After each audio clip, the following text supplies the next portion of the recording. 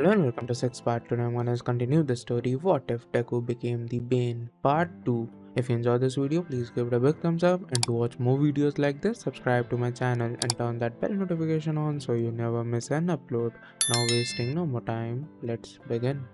Jack entered the Musutafu hospital with his long red hair pulled back in a tight ponytail and wire-rim half-moon glasses on. He wore khakis and loafers, a button-down long-sleeve shirt, and his face was completely shaven. That is, aside from his quirk, this was his unique talent. It might be an exaggeration to say that Jack was a master of disguise, but he was damn good at it. He was able to approach his former victims in this way by pretending to be a fan, potential business partner, or even a romantic interest. He was aware that some people were adept at removing themselves from view so they could approach others, but he took a completely different approach. He seemed to change so that he could calm those around him without them realizing they were on the verge of death.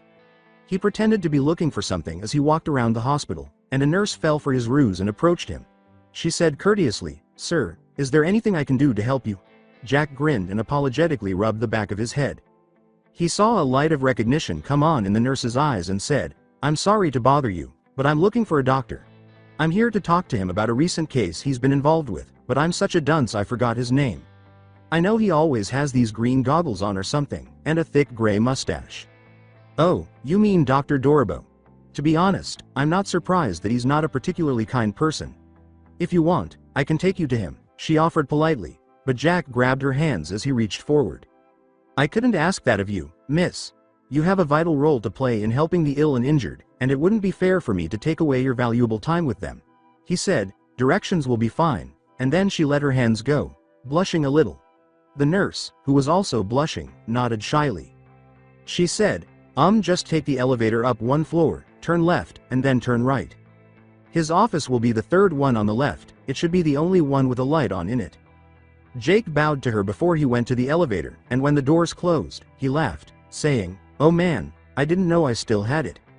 That was hilarious. He grinned and said, "I'm glad the boss sent me on this mission, giving me a chance to strut my stuff." Bane had sent him and Croc on different missions, and his was to find the doctor of All for One in this hospital and get some information from him. He reasoned that since All for One was essentially a shut-in and the only way he got anything real done was through the doctor or Tamura, so he would be severely crippled if he got rid of the doctor, who was an essential part of the Nomu production. Since Jack had been one of the best at capturing people, heroes no less, it was his job to finish this. He followed the nurse's instructions and found the doctor's office and opened it without even knocking. Dr. Doribo looked up at Jack as soon as he locked the door behind him. "Who are you?" The doctor glared at Jack as he spoke. "Doctor, that is not significant," he said. "I have some questions that I need answered, and you're the only one who can answer them for me." He walked steadily toward Doribo, who reached for a gun under his desk, but Jack was quicker, latching his hand around Doribo's neck and stealing his strength, so much so that Doribo couldn't hold the gun, which fell to the floor. It was true that Jack could only absorb half of a person's strength, but that really depended on how strong that person was. Absorbing the strength of someone like Muscular Half would be the absolute limit, as that man was like a walking generator. However, for someone like Doribo here, who had probably never lifted anything heavier than one of his doctorate plaques, he could absorb all of his strength to the point where his heart would likely no longer have the strength to beat. Doribo looked at the stranger in front of him and flopped back in his chair, gasping for air. "Who are you?" he asked as Jack sat at the desk and pulled over the pencil and pen cup. He quickly covered the doctor's mouth as he wailed into his palm, took out two of them, and stabbed them through Doribo's hands, pinning them to the chair's armrests. "That isn't important right now. I've come here to get some information from you. If you try to yell for assistance or call attention to us in any way, I'll have to give you a catheter the hard way. Do you get the idea? To be honest, I'd prefer not to have to endure torture, but I like my boss, so if it's necessary, I'll torture the living daylights out of you. First, where's the base for All for One?" Doribo started to perspire. Obviously, this man wasn't a hero or any kind of law enforcement, so he had to be a villain, and only a few people know All for One exists, Jack said, twirling a pen between his fingers. "You are employed by B-." Doribo hunched over, coughing violently as Jack punched him in the gut, knocking the wind out of him. "Tell me where All for One is, and I'll start yanking your teeth if you finish that sentence." Doribo wore the thick goggles he wore because his X-ray quirk, which allowed him to see through anything within a kilometer radius, was extremely suited to his job, but it wouldn't stop this crook from torturing him. This is one of the few times he wished he had a more combative quirk. I can't guarantee that he will kill me if I betray him, Doribo yelled, looking up as Jack stabbed his eye with the pen in his hand through his goggles and covered his mouth again. The doctor screamed in agony, trembling weakly, and his face was streaming with blood. Give me what I want, regardless of whether he intends to rape your daughter, as the doctor groaned in agony, Jack hissed. Gritting his teeth against the pain in his hands and eye, Doribo said, he's in an underground bunker a few miles outside of Camino Ward. All right, tell me about All for One's injuries. I know he has some bad scars, but I want specifics. I'm fairly certain that he is not brain damaged. Is he missing any organs or anything? His question was answered by the throbbing from the pen in his eye. He'd given up his master's location, but would he really give up his weakness too? Doribo clenched his teeth once more. He doesn't have any missing organs, but his stamina is pretty low because of the damage he sustained years ago, multiple surgeries, and using his own healing abilities on himself. He would quickly become exhausted from a protracted battle, especially if he was employing multiple quirks during it. Jack grinned and removed the pen from the doctor's eye while listening to him hiss and moan. Jack rubbed the doctor's bald head and said, "Look what happens when you cooperate. Now, for the final question, I'll be out of your hair. Well, out of your mustache since you're rocking the chrome dome up here. Where are his Nomu being kept?" Doribo sighed. Resisting now would be pointless. Jack nodded and gave Doribo a shoulder pat before taking the pencils from his grasp. There's an old research facility in the woods east of here. I don't know the exact location, I was always teleported there, but given the position of the stars on the nights I worked there, I'm sure it's east of here. He grinned and said, "Thanks Doc, you've been really helpful, sorry about roughing you up like that." He then grabbed the doctor's head and turned it 180 degrees, causing a gasp as he turned to see the nurse who had escorted him to the window before she fled. Naturally, someone appears right before I'm ready to make a clean getaway. After saying, "Well, damn, I better book it," he got up and left the office, turning off the light as he went. He then pressed the closest fire alarm, went to the stairwell, and, once on the ground floor, slipped out of the hospital while the crowd undid his long-sleeved shirt to reveal a purple t-shirt, undid his ponytail, put on a cap, and threw away his glasses, completing his transformation. In the mental ward of the Musutafu Hospital, all the doors which were usually locked after sunset to prevent any accidents happening to the patients, they all unlocked as the fire alarm went off. Most of the doors remained shut, but one creaked open silently, and in the darkness were two deep green bloodshot eyes as a pale hand pushed open the door, revealing a rail-thin pale woman with messy green hair and scars running up the edges of her mouth. She stepped into the hallway wearing an undone straitjacket that hung on her thin frame with the long sleeves trailing with sweatpants above her bare feet as she padded across the cold tile floor. She watched as orderlies began escorting her fellow patients away. She waited until the orderlies split up, one making her way over to the wing where she had been housed, and as the woman rounded the corner, the patient grabbed hold of her and swung her full force into the wall, hearing a crack as the woman's nose broke, splattering the wall with blood as she fell unconscious. Inko Midoriya, who was recently admitted to the hospital by her husband following a psychotic episode, was the woman standing over the unconscious orderly. Inko left the mental ward quietly after confirming that the orderly was unconscious. She was searching for the closest exit when she heard a woman yell, "Please, Enji, don't do that again." Curiosity compelled Inko to rush to the scene of the scream, where she discovered a white-haired woman in patient scrubs sobbing on her knees in front of a red-headed man who had been frozen solid. "I'd say give me a stiff one, but it looks like he already got it." Inko approached the two and examined the statue, which was an orderly frozen stiff. He laughed a little before squatting down beside the woman and asking, "Hey, what are you crying about?" As the woman's pale, gaunt face and lifeless gray eyes turned to face Inko, Inko asked, "I killed him because I thought he was my husband. I murdered him while he was attempting to assist me," she called out, sobbing more intensely, and Inko bit her lip before getting up and glancing at her. He was an orderly at a hospital who wasn't doing much with his life, and now look at him, he's a gorgeous statue. What are you talking about? You helped him. Leaning against the frozen corpse, Inko remarked, "You gave him the ability to never worry about money, bills, or anything else again." As she pulled up the woman, Inko continued to laugh, saying, "I'm Inko Midoriya, and who are you?" I'm sure he was bored out of his gourd anyway. The woman glanced hesitantly at the floor. The fear of uttering her last name crippled her, so she whispered, "I'm Rei Toto, just call me Rei." "Well, Rei, I need to find my son. He hasn't been around for a while, but I believe he is simply waiting for me," Inko exclaimed with excitement before turning to leave, her long sleeves flapping behind her. "Why, you also have a son?" Biting her lip, Rei thought about her Shoto and what Enji forced her to do to him, asked. Yes, I have a brilliant baby boy, he's my pride and joy. There's nothing better than being a mother, right? Inko said with a bright smile as she turned on a dime. Rei nodded as she asked. Inko took hold of Rei's shoulders and met her gaze, saying, I have a son too, but I haven't seen him in a long time. As Rei nodded, Inko snarled, that just won't do. Rei's sons need their mothers, our sons need us and we can't let them down no matter what, or who gets in our way. Good, you're coming with me, and together we will find our sons and get rid of anyone who gets in our way. As the two women walked out the closest exit into the night, Inko yelled and pulled Rei with her. When Aizawa saw that Vlad had kept the other students in the classroom while he threw everything off the teacher's desk and placed Koda down on it, she rushed back in and said, Vlad, we need to get this kid some help. Get the first aid kit, Ashido, Siro, get over and tape his arms straight and tight as a splint. Ashido leapt from her desk and ran out right away. Siro started dispensing his tape and wrapped it tightly around Koda's arms. Aizawa stood back and turned to Vlad. I have to go back out, he said. I need to get back there, and Kirishima bought me the time I needed to get Koda here. Aizawa started to leave, but there was a crash outside, indicating that Muscular had arrived. Get out of here, Eraserhead. You managed to escape the last time, but not this time. As Aizawa moved forward, his red glowing eyes negating Muscular's quirk, he yelled, well, it doesn't matter, I don't need my quirk to tear you apart. Vlad also walked out as Muscular prepared to attack. Vlad got into a fighting stance and said, I will assist you, Aizawa, I had the students tend to young Koda.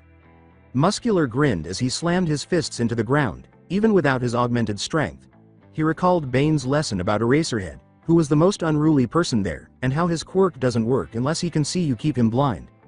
Muscular's quirk returned, and he used his augmented muscles to tear a piece of earth out of the ground and throw it in the direction of the two heroes. When Aizawa saw the boulder's silhouette, he used his scarf to dodge out of the way while Vlad made a wall of blood to block the boulder that shattered against his wall. Aizawa watched from his perch on the roof as Muscular leapt out of the cloud, hoping to land on Vlad. Using his scarf, he wrapped it around Muscular's two raised arms and slung him up onto the roof with him. Taking advantage of the situation, he landed on Muscular's chest, throwing a jab down to Muscular's temple, hoping to knock him unconscious, but Muscular was accustomed to being hit by stronger people than Aizawa, so he slammed his bound arms into the roof, causing it to buckle under the two fighters. This caused Aizawa to blink, giving Muscular a moment to bash Aizawa away from him towards the edge of the roof as Muscular stood up. Aizawa was standing on the edge of the roof, staring at Muscular, when he noticed a blue light behind him. He turned to avoid the flame, but Muscular, the enhancer villain, grabbed him by the back and threw him off the roof. Show me your blood, hero.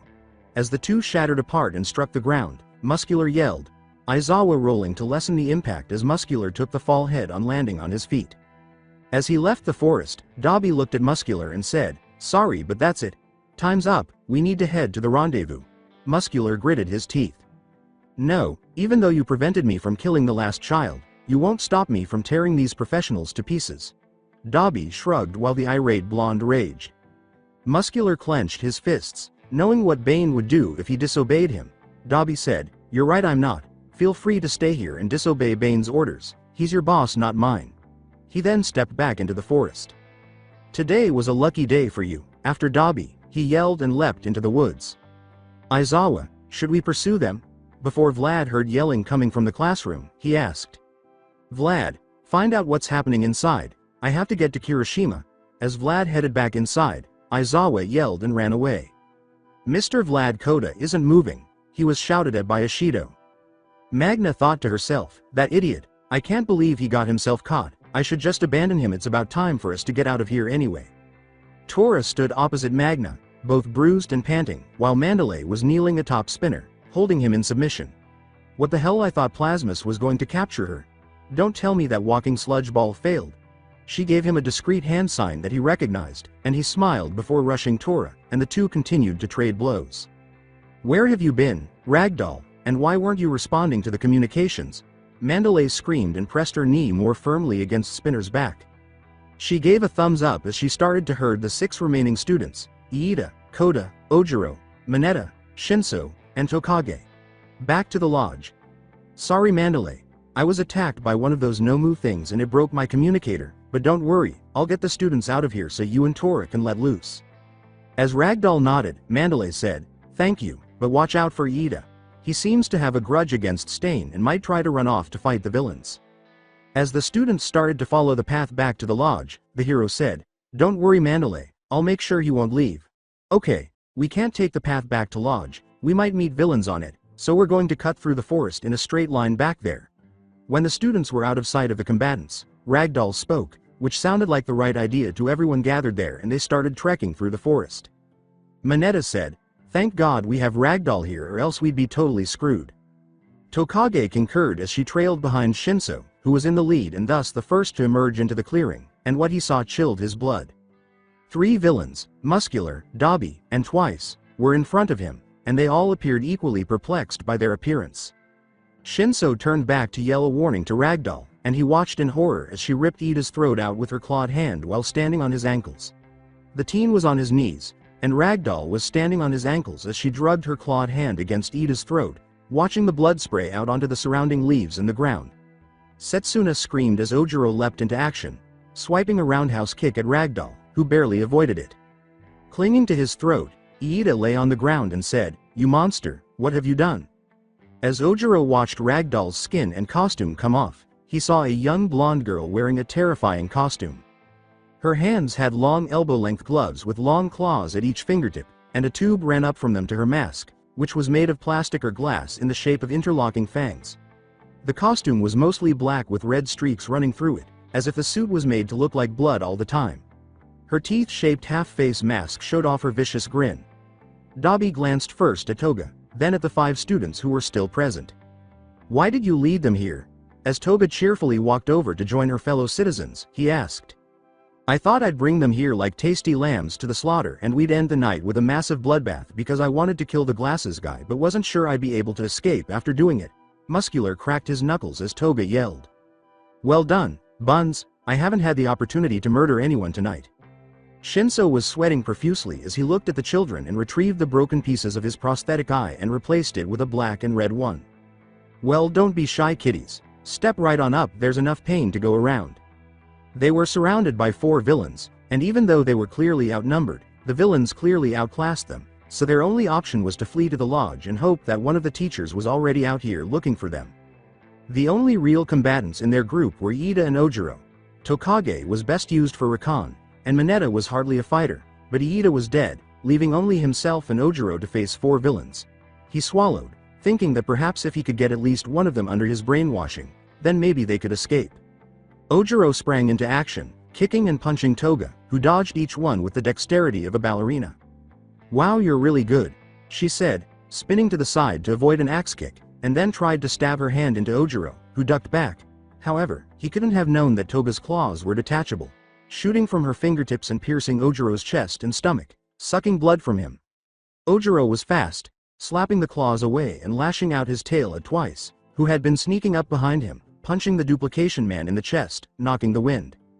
Before Shinso stood in front of the other 2 and spoke, Muscular approached the remaining students and gave them a mean smile. "Why are you here?" As the villain retaliated, he yelled in Muscular's face. Shinso barely escaped Muscular's punch, but Dabi stood motionless, thinking, "Isn't OBV?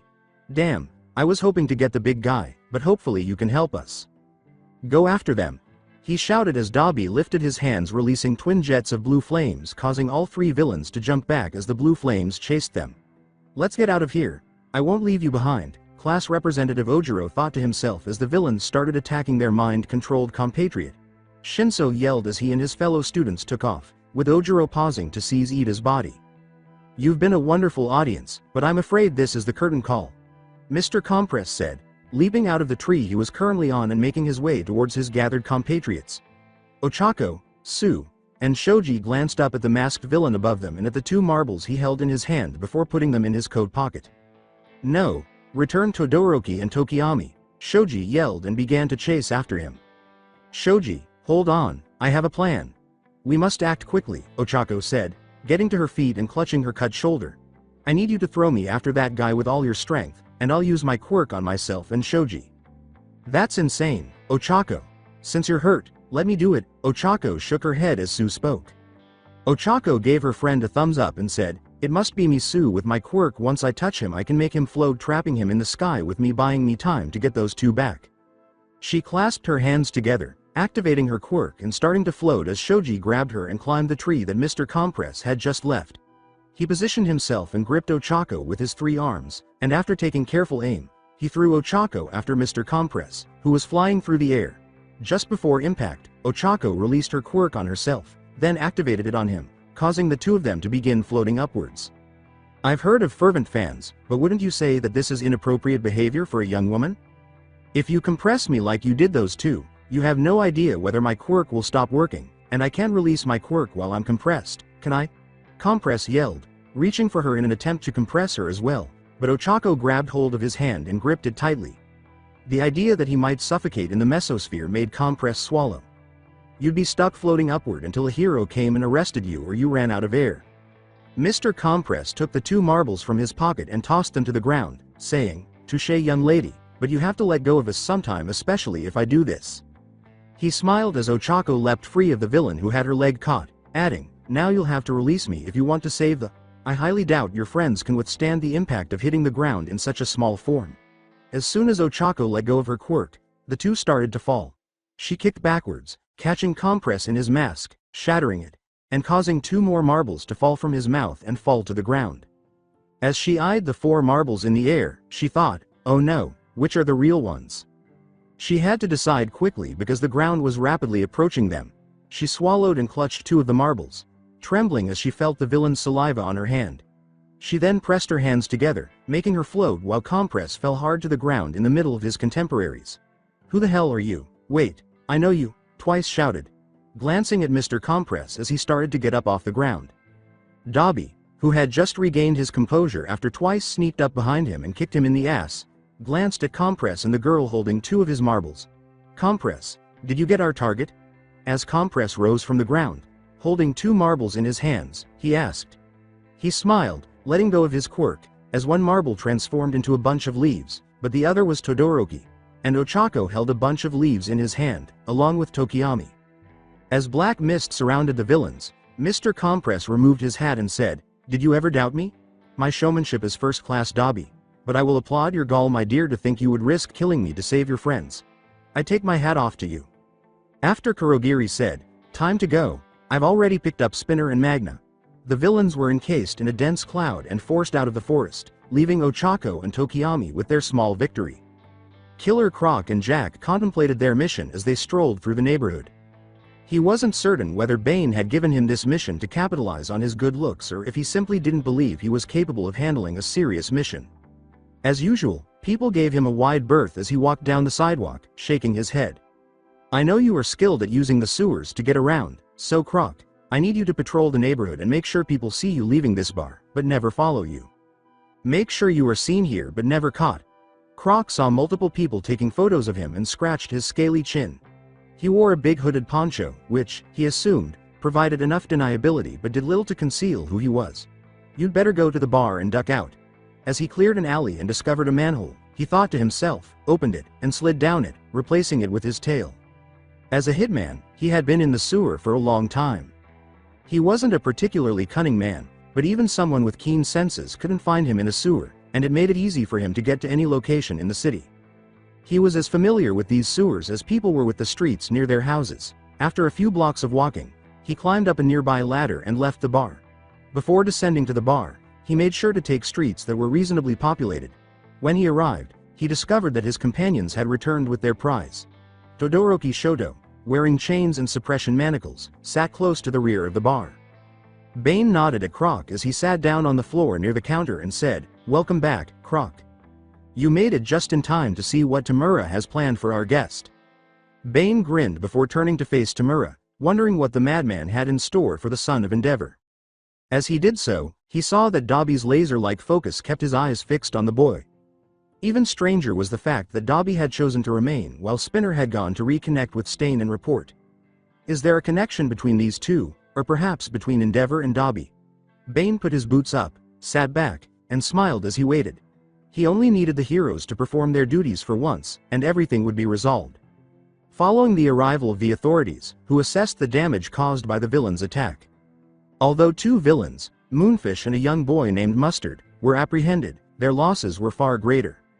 Following hours of critical care at the hospital, it was discovered that Koda was in a coma due to his head injury.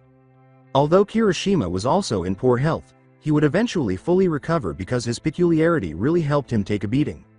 It was determined that Ragdoll and Todoroki must have been captured after Shinso and the others described what had transpired. One of the villain's Nomu creatures also hurt Momo, but the most startling of all was the death of Tenya Iida, the hero Ingenium's younger brother, who had also just been murdered by the hero killer. When the world witnessed all of this, their confidence in their heroes plummeted. The people's faith had been shaken by this incident for the third time in a short period of time. How much more could they withstand before their faith and trust were destroyed? All Might listened to Mrs. Iida's cries while standing outside a hospital room.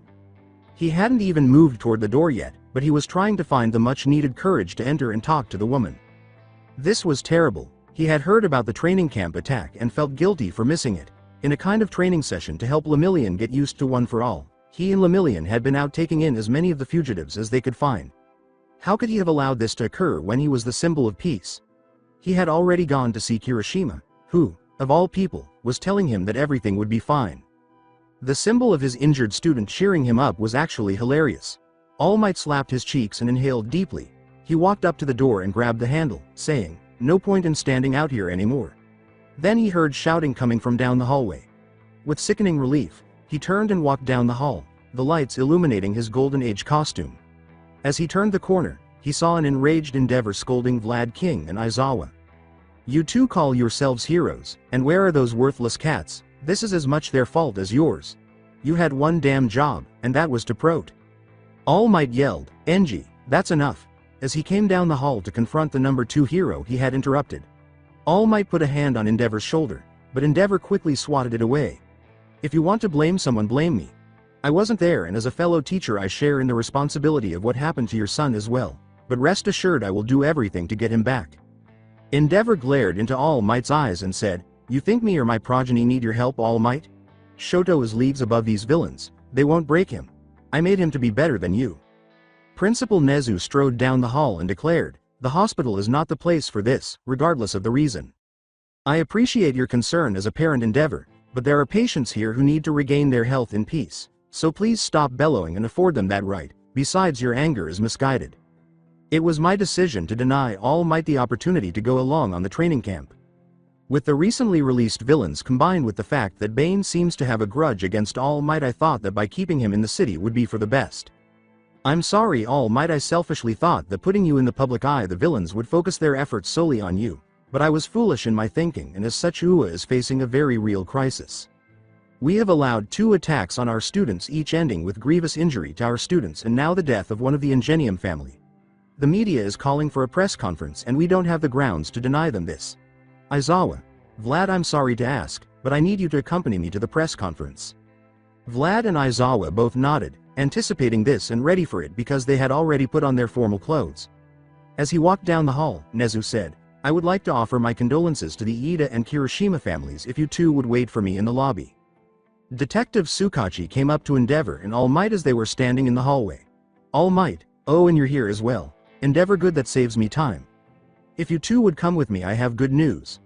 The detective left the hospital after the 2 heroes exchanged glances with Tsukachi and then with each other.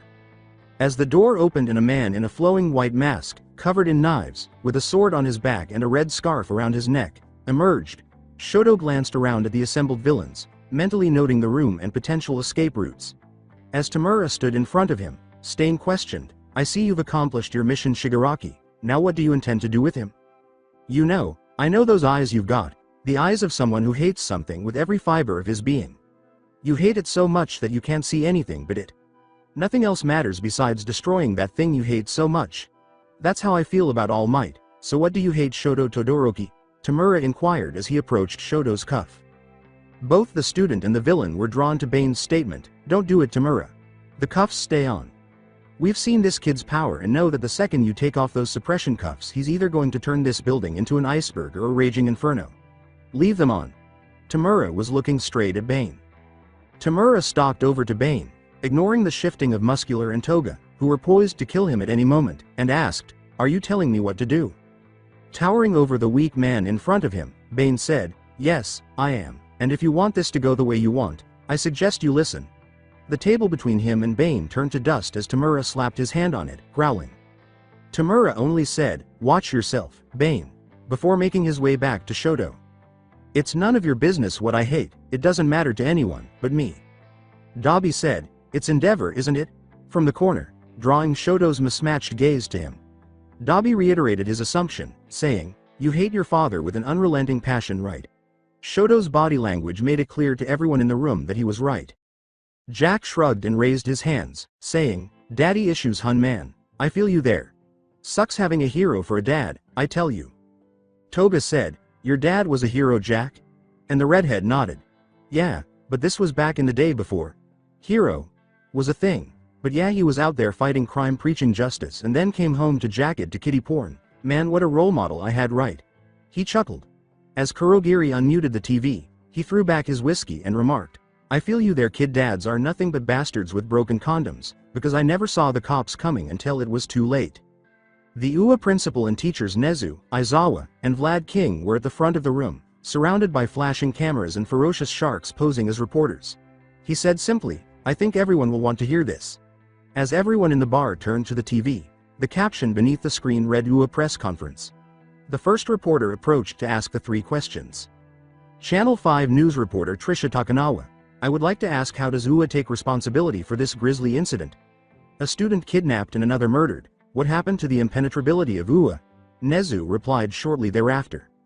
"UA takes full responsibility for this incident and offer our condolences to the Ida family and our assurances that we will get Shoto Todoroki back, and are currently doing a complete overhaul of our security measures and are soon going to implement an extreme measure that will assure everyone that we can and will keep their children safe." A barrage of inquiries ensued until another reporter came forward. "Condolences, that's all you have to say? We put our children's lives in your hands, and after you drop the ball all you have are condolences and assurances? We have a statement that Eraserhead abandoned his student Ajiro Kirishima to fight a villain who we know has already murdered fully licensed heroes. What do you have to say to this, Shota Aizawa?" Everyone in the room could see that Aizawa was angry as he got up from his chair, and Vlad swallowed uneasily. The reporter who had asked the question grinned slightly, waiting for the statement that would enable him to bury these so-called heroes. Aizawa lowered himself into a profound bow. "I have no excuse. I did in fact leave Kirishima to fight a villain, and all I can say is thank you. Because of Kirishima's actions a young boy's life was saved. There is no way I could ever fully repay the heroic actions of my student, but I hope that this will in some way make up for my inadequacies as a teacher. I will be tendering my resignation with UA effective immediately." The room became quiet because of this admission. Even the reporter who'd encouraged Aizawa was startled. "All I have to say is that to the villains who kidnapped my student, they will find no way to break him. Shoto Todoroki is one of the strongest students in my class, both physically and mentally. He will grow to be a great hero even without my tutelage." Tamura laughed as he glanced at the screen. "Man, the heroes are having a bad time of it, wouldn't you say, Shoto? It's like they're being treated as the bad guys, but that's unfair, isn't it? They were doing their best, shouldn't that count for something?" Tamura inquired as he sat down in front of Shoto to speak. "This is the world we live in, Shoto. It's unfair and brutal, but everybody thinks things are fine because we have idiots like All Might who make us feel safe and protected. You know, I actually respect your father, you know. He's a complete ass, but that's because he's not trying to coddle everyone. He lets them know that heroes are just as ugly as the rest of the world. So come on, Shoto, why don't you join us and help show people how ugly the world really is?" Shoto quietly glanced into Tamura's eyes. Endeavor lived in the backseat of Tsukachi's car, and All Might occupied the passenger seat. Since the start of the ride, they had been quiet, until they arrived at their destination, a meeting room in an office building. Tsukachi had refused to tell them the good news. Many of their comrades, including Best Jeanist, Kamui Woods, and Mount Lady, welcomed the top 2 heroes as they entered the room, but All Might was stumbling and was given a yellow boot to the side of his face. Gran Torino stood in front of the giant and angrily tapped his foot, saying, "Toshi, I can't believe you've let this happen. As your teacher I am ashamed of you, and what would your master say to what you've allowed one villain to do?" All Might bowed quickly, his legs trembling a little. "Pardon me, Gran Torino. I have no justification for this. It is really embarrassing of me. I humbly ask for your pardon," he said. Gran Torino walked back to his seat and said, "I'll deal with you later. Right now. The city needs us, and they even went to the trouble of asking me to join, so it must be serious. I'm sorry, Tsukachi, please go ahead." Tsukachi coughed to get the meeting back on track after the outburst. All of the heroes present were enthralled when Tsukachi said, "I've gathered all you heroes here to tell that we have a location for the villain's hideout. Thanks to the brave efforts of a UA student, we were able to track a Nomu back to its base, but we also have reports of Killer Croc being spotted in the area near an establishment called the Mahjong Bar. Compounding on this, recent sightings of a man with burned scars across his body was also spotted going in and out of this underground bar. This is our chance to go on the offensive, heroes. While the villains celebrate their victory, we will attack and end their reign before they can do anything else," Tsukachi said as he slammed his. All of the heroes in attendance nodded, eager to restore the public's trust and put an end to this nightmare. All Might clenched his fists and said, "I'm coming for you, Bane. You'll get what you wanted soon." Kirishima was trying to slip out of the hospital after getting dressed. He left his room to make sure everything was in order. He gritted his teeth as he crept through the hallways. Although he couldn't understand why the others hadn't wanted to assist, after all, Todoroki was also a classmate. He couldn't be angry because, in theory, they were acting appropriately in this case by letting the professionals do their jobs, but he couldn't stand by and do nothing. Before she was released, he had visited Yaoyorozu and essentially pleaded with her to create another tracking device for him. Not wanting to put too much pressure on her, he granted her the time she requested to decide and instructed her to meet him outside the hospital gates with her response. Unnoticed, Kirishima ran out of the hospital's front entrance, hurried around the front gates, and ran into someone. He staggered back, trying to apologize, but he couldn't see who it was. In front of him, the former explosion user was wearing jeans, a black t-shirt, and red sneakers. "Bakugo?" he exclaimed. Bakugo approached him with his hands in his pockets and said, "It's been a long time, Kirishima." Kirishima bit his friend's lip while maintaining eye contact. Kirishima smiled at his friend's considerate gesture and said, "I'm sorry, man. I tried to defend you. The teacher's expulsion of you was bullshit. Did you come all the way to see me in the hospital?" Bakugo gave Kirishima a light punch before responding to his query, saying, "It's fine. I knew that once it was known my quirk was gone, I was going to get the boot. It was only the teacher's generosity that they waited as long as they did, but thanks for trying anyway." Holding up his phone to display the many calls and texts from their classmates, Bakugo said, "No, I didn't. My damn phone wouldn't shut up with calls and texts telling me you were going to do something stupid." Kirishima scowled. Kirishima prepared for a confrontation by saying, "Look man, I've got to do this, and if you came all the way here to stop me then you came here for nothing. I didn't. I'm here to help. Even without my quirk I have to know if Bane is Izuku, and if he is then maybe I can get him to stop all this. I don't know if it was my bullying or him being quirkless, but whatever it was that turned him into this, I'm sure the Izuku I know is still in there somewhere." The two teenagers were chatting with one another. Yaoyorozu emerged from the corner and turned to face the two. "I was hoping that Bakugo was here to talk you out of this, but it seems that's not the case, and knowing how stubborn the two of you are, you're going to go through with this whether I help or not, so I will go with you too, but only as a chaperone. If I see it's getting too dangerous I will get you out of there no matter what, understand?" Momo stated her position on the issue and both of them were forced to concur. After the issue was resolved, the three headed to the tracker destination, stopping briefly at a disguise shop. The trio discovered a small, seemingly deserted building, but the signal strength indicated that their target was inside. The three slid into the crevasse and came to a stop under a high window after spotting a narrow alley next to the building. Kirishima crouched down and said, "Bakugo, get on my shoulders and use these night vision goggles to see inside." Bakugo took the goggles from him and scowled as he looked inside after examining the interior scenery. Bakugo looked to the left and, after registering what he saw, his eyes widened behind the goggles. "All I see is a bunch of trash beer cans, and old bentos. Someone comes here, but no sign of icy hot. Shit, there's 3 of those Nomu guys in here, but they look way different from the one at USJ." Momo shivered at the thought of that monster pursuing her through the forest. "Is there one that looks like a maroon slime from those games?" she asked. Before noticing a crowd outside on the street, Bakugo nodded.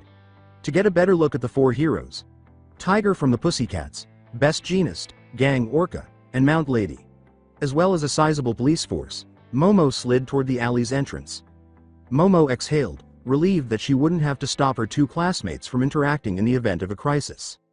Momo told her relieved but disappointed classmates, "We can head back now, the pros are here and we know that Todoroki is not here, we should get out of here as soon as possible." Just as Mount Lady used her quirk to grow into a giant, she kicked an axe to the facility, causing a large portion of the building to collapse.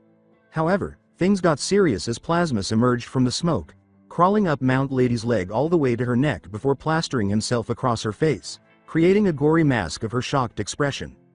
When the two powerhouses attempted to overpower each other, bullets rang out, mowing down the many police officers who were somehow evading their riot shields. Another creature, resembling a living stone statue, emerged from the debris and rushed out, locking hands with Gang Orca. From behind his mask, Best Jeanist scowled as he wound a web of fiber around the final Nomu, whose fingers resembled gun barrels. Jeanist yelled, "There's only 3 of them. Regroup and take them down," and squeezed the Nomu even harder. Todoroki sat up straight and turned to face Tamura. Stain stepped forward, drawing his sword, and there was the sound of rasping metal. "I have no intention nor need to join you to beat my father. I have my own way to show him up as a hero."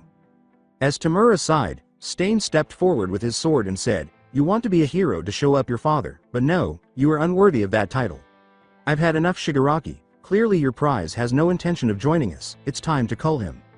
When there was a quick knock on the door, he said, "Yeah, I'm bored with him now, do what you want," and turned to leave. As soon as "delivery" was uttered, the bar's outer wall exploded inward, and All Might, tall in his Golden Age suit, crashed into the bar. With the exception of Stain, who swiftly cut through the branches, causing them to retract, and Bane, who flipped over a table and used it as a shield to block the groping vines and dodge to the side, Kamui Woods was able to capture all but 2 of the villains after All Might exclaimed, "Have fear, villains." "Why?" "Because we are here," before swiftly ducking. Beneath his mask, Bane scowled as he saw Kurogiri become instantly incapacitated by Edge shot. "That's the end of our exit plan." As he started to pump his venom into his mask, Bane reflected that Dobby had also been kicked unconscious by an elderly pro, but that seemed to vanish as he met All Might's gaze.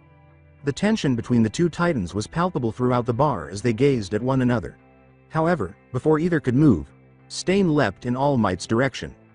"All Might!" Stain yelled, charging at All Might and drawing his sword, swinging it with blinding speed. "You are the only worthy hero, and I will gladly become a sacrifice to your heroic legacy. Come, All Might, kill me and show the world what it means to be a hero." All Might then threw a punch, breaking it across his fist as the wind from his blow threw Stain back into the bar, crumpling the thick wood around himself, but Stain was far from finished. Dropping his broken sword, he got to his feet and pulled out 2 K-bar knives. Slowly, All Might turned his head to face Todoroki and said, "That's no good, All Might, you have to kill me or nothing will change." As he visualized his father's face outside, Todoroki bit his lip and said, "I need you to leave this place, your father is outside waiting for you." Going out there made him sick, but he had no other option because he was merely in the way. Running toward the hole All Might had ripped in the wall, Todoroki leapt out of his chair. With his blood boiling, Bane took a step forward. Gran Torino slammed his foot into the side of Bane's head before bouncing off again, but he wouldn't stop until he was broken in front of him, even though he had already defeated All Might. Gran Torino continued to bounce off the walls and repeatedly slam into Bane, saying, "A kid like you is nothing more than a workout for me." It was only getting his hands on the elderly man when Stain started slashing at All Might, his blades barely scratching the hero's costume. Of course, the blows weren't that bad because of his armor and strong frame, which made up for the majority of the impact. Stain cut All Might's face with his knife, but All Might sidestepped and attempted a right hook, which Stain could have easily avoided with his punch, which shook the branches of Kamui Woods and the villains within. Jack wriggled to try to touch Kamui's wooden skin, but the hero had put him in a challenging situation. "We're shaking like leaves on a tree here, man, literally," he exclaimed. "This is the strength of the only man deserving of the title of #1 hero. His sacrifice for a better hero world will be me." The hero attempted to seize All Might, but Stain ducked the blow and drove his spiked boot into All Might's stomach instead. Stain thought as he thrust his knife forward and watched it shatter against All Might's chest. All Might slammed his fist into Stain's stomach, immobilizing the villain and sending him crashing to the ground. It felt like kicking a concrete wall. As Tamura screamed, All Might exclaimed, "Heroes don't kill villains. That's not what it means to be a hero," with a broad smile. As portals started to appear around the bar, Tamura yelled, "I hate you and that smile you wear. I hate everything about you. I'll kill you, All Might." Nomu then started attacking the heroes and police force outside through the portals. Gran Torino was forced to stop beating Bane after this incident, which allowed the villain to clothesline the old hero, sending him flying through the air and crashing into the glass bottles behind the bar. Bane said, "Damn, I thought you'd never give me an opening. He was walking toward All Might when he felt a familiar feeling in his mouth and saw the villains' mouths spew black vomit. Todoroki also ran out of the building before being encased in a portal and taken to an unidentified place. Stain was the only villain left. All Might could only yell his frustration as he observed the mayhem all around him. "No!" he exclaimed before leaping off to the location of the other hideout raid team, which was soon followed by Gran Torino. The best Genist was lying on his back, staring up at the monster in front of him with most of the thread from his sleeves gone. Even though the Nomu had been caught in his initial attack, this man had arrived just as the tide was shifting against them and had all but destroyed his team. As he floated to the ground and gazed at the hero below, All For One remarked, "You truly are a pro, being able to get all your comrades out of the way of my attack. I commend your instincts, best Genist. Too bad your quirk is not to my liking." Genist exclaimed, "You're a monster," as he moved his fingers to use his fibers, but he was quickly silenced by a point-blank air cannon that rendered the hero unconscious while multiple portals opened, revealing Todoroki and his devoted followers. Bakugo, Momo, and Kirishima were standing behind the almost demolished wall. They had been there from the start, frozen in terror of All For One, and had only been able to watch as he destroyed the entire hero team in a single blow. His allies soon arrived, and Todoroki was seen standing in the debris, gazing up at All For One. At that precise moment, All Might appeared and slammed his fists into All For One's open palms, saying, "I'm glad to see you are all safe, Tamura, but it's time for you to go. Take your prize and leave this place, we don't have much tea." All Might yelled, "All For One," and glared at the villain hiding behind his mask as All For One used an air cannon to drive All Might back and send him hurtling into a nearby building. Tamura rushed to All For One's side as the evil symbol violently activated Kurogiri's quirk, saying, "Master, we can't leave you here. If we fight together we can finally kill All Might." However, Bane had him in his grip. As Tamura heaved in Bane's grasp, he said, "Listen to him, Tamura, you are his future, you need to get out of here." Tamura crumpled onto Bane's fist as the masked man knocked him unconscious by driving his fist into his gut. "Get your hands off," Tamura cried. He yelled, "Muscular, Croc, Leech, Toga, get everyone out of here through the portal," as his team started gathering Kurogiri, Dabi, and Magna. Muscular threw Magna over his shoulder and asked, "Boss, what about you and the kid?" Muscular yelled, "I should stay and fight by your side," while Bane shook his head. He clapped his most devoted soldier on the shoulder and said, "I'll be fine, just get Kurogiri up as soon as possible and have him open a portal for me in All For One."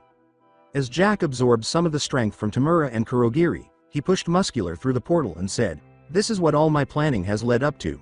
Just stick to the plan." Jack skipped through the portal, followed immediately by Croc, who was carrying Dabi, Spinner, and Twice. "See ya on the other side, boss, and I swear I didn't mean that to sound as morbid as it did." Bane looked down at Toga as she stood at his side, pouting behind her mask. When Toga stamped her foot, he said simply, "Go." "Nope, I'm not going any." Bane quickly removed his mask's mouth and drew Toga's down to plant a kiss on her gullible lips. He pushed her into the portal as it closed and said, "I can't cut loose with you around." He then turned to face Todoroki and All For One. He stood next to All For One and threw the key he had taken from Tamura after knocking him out, saying, "Beat it, kid." All For One used one of his many peculiarities to observe All Might's return to the battlefield and said, "You are quite the disobedient one, aren't you, Bane?" Bane shook his head and put his mask back on. As Todoroki fought with his hair before opening it and feeling his eccentricities return to control, he remarked, "I've been waiting a long time for this, and I wouldn't miss it for anything." The two villains stood there, and he stared. He backed up slowly and asked, "Why go through this only to let me go?" Bane peered over his mask at him. Dismissively, he said, "You were Tamura's toy. You don't mean anything to me." As All Might landed in front of the two villains, he saw Todoroki free and All For One and Bane waiting for him in a big dust cloud. All Might walked forward slowly, his gleaming smile gone and replaced by a dark frown, saying, "Todoroki, leave. This is no place for you." Todoroki nodded before rushing away and creating a huge iceberg to help him move toward his classmates who were hidden away. All but one of them then started to leave. Standing behind the wall, Katsuki peered around it at the three men who were about to engage in combat. When Kirishima sternly whispered to his friend, "Bakugo, we have to go," Bakugo shook his head. Kirishima wanted to drag his friend away, but he knew Bakugo had to do this and he had no right to interfere. "You guys go. I have to know if that's Izuku out there. I'll see this through to the end." Kirishima hurried off to meet Momo and Todoroki, saying, "I hope you find what you need in this." As he prepared an air cannon, All for One yelled, "Once more we face each other on the battlefield, All Might, but this will be the last time." Just before a punch went through his left side. When the taller villain saw Bane's fist in his side, he blasted him with the air cannon, causing them to split apart. When All for One grabbed his injured side and Bane dropped his arms, exposing a jagged piece of bone in his hand that he dropped to the ground, All Might's eyes widened at this act of treachery. "Finally, I have you two right where I want you. You two are relics of a bygone era. Good, evil, no one cares. Such a dichotomy no longer prevails, all that matters is strength. Whoever is stronger is the one that's in the right. I'm Musudafu's reckoning.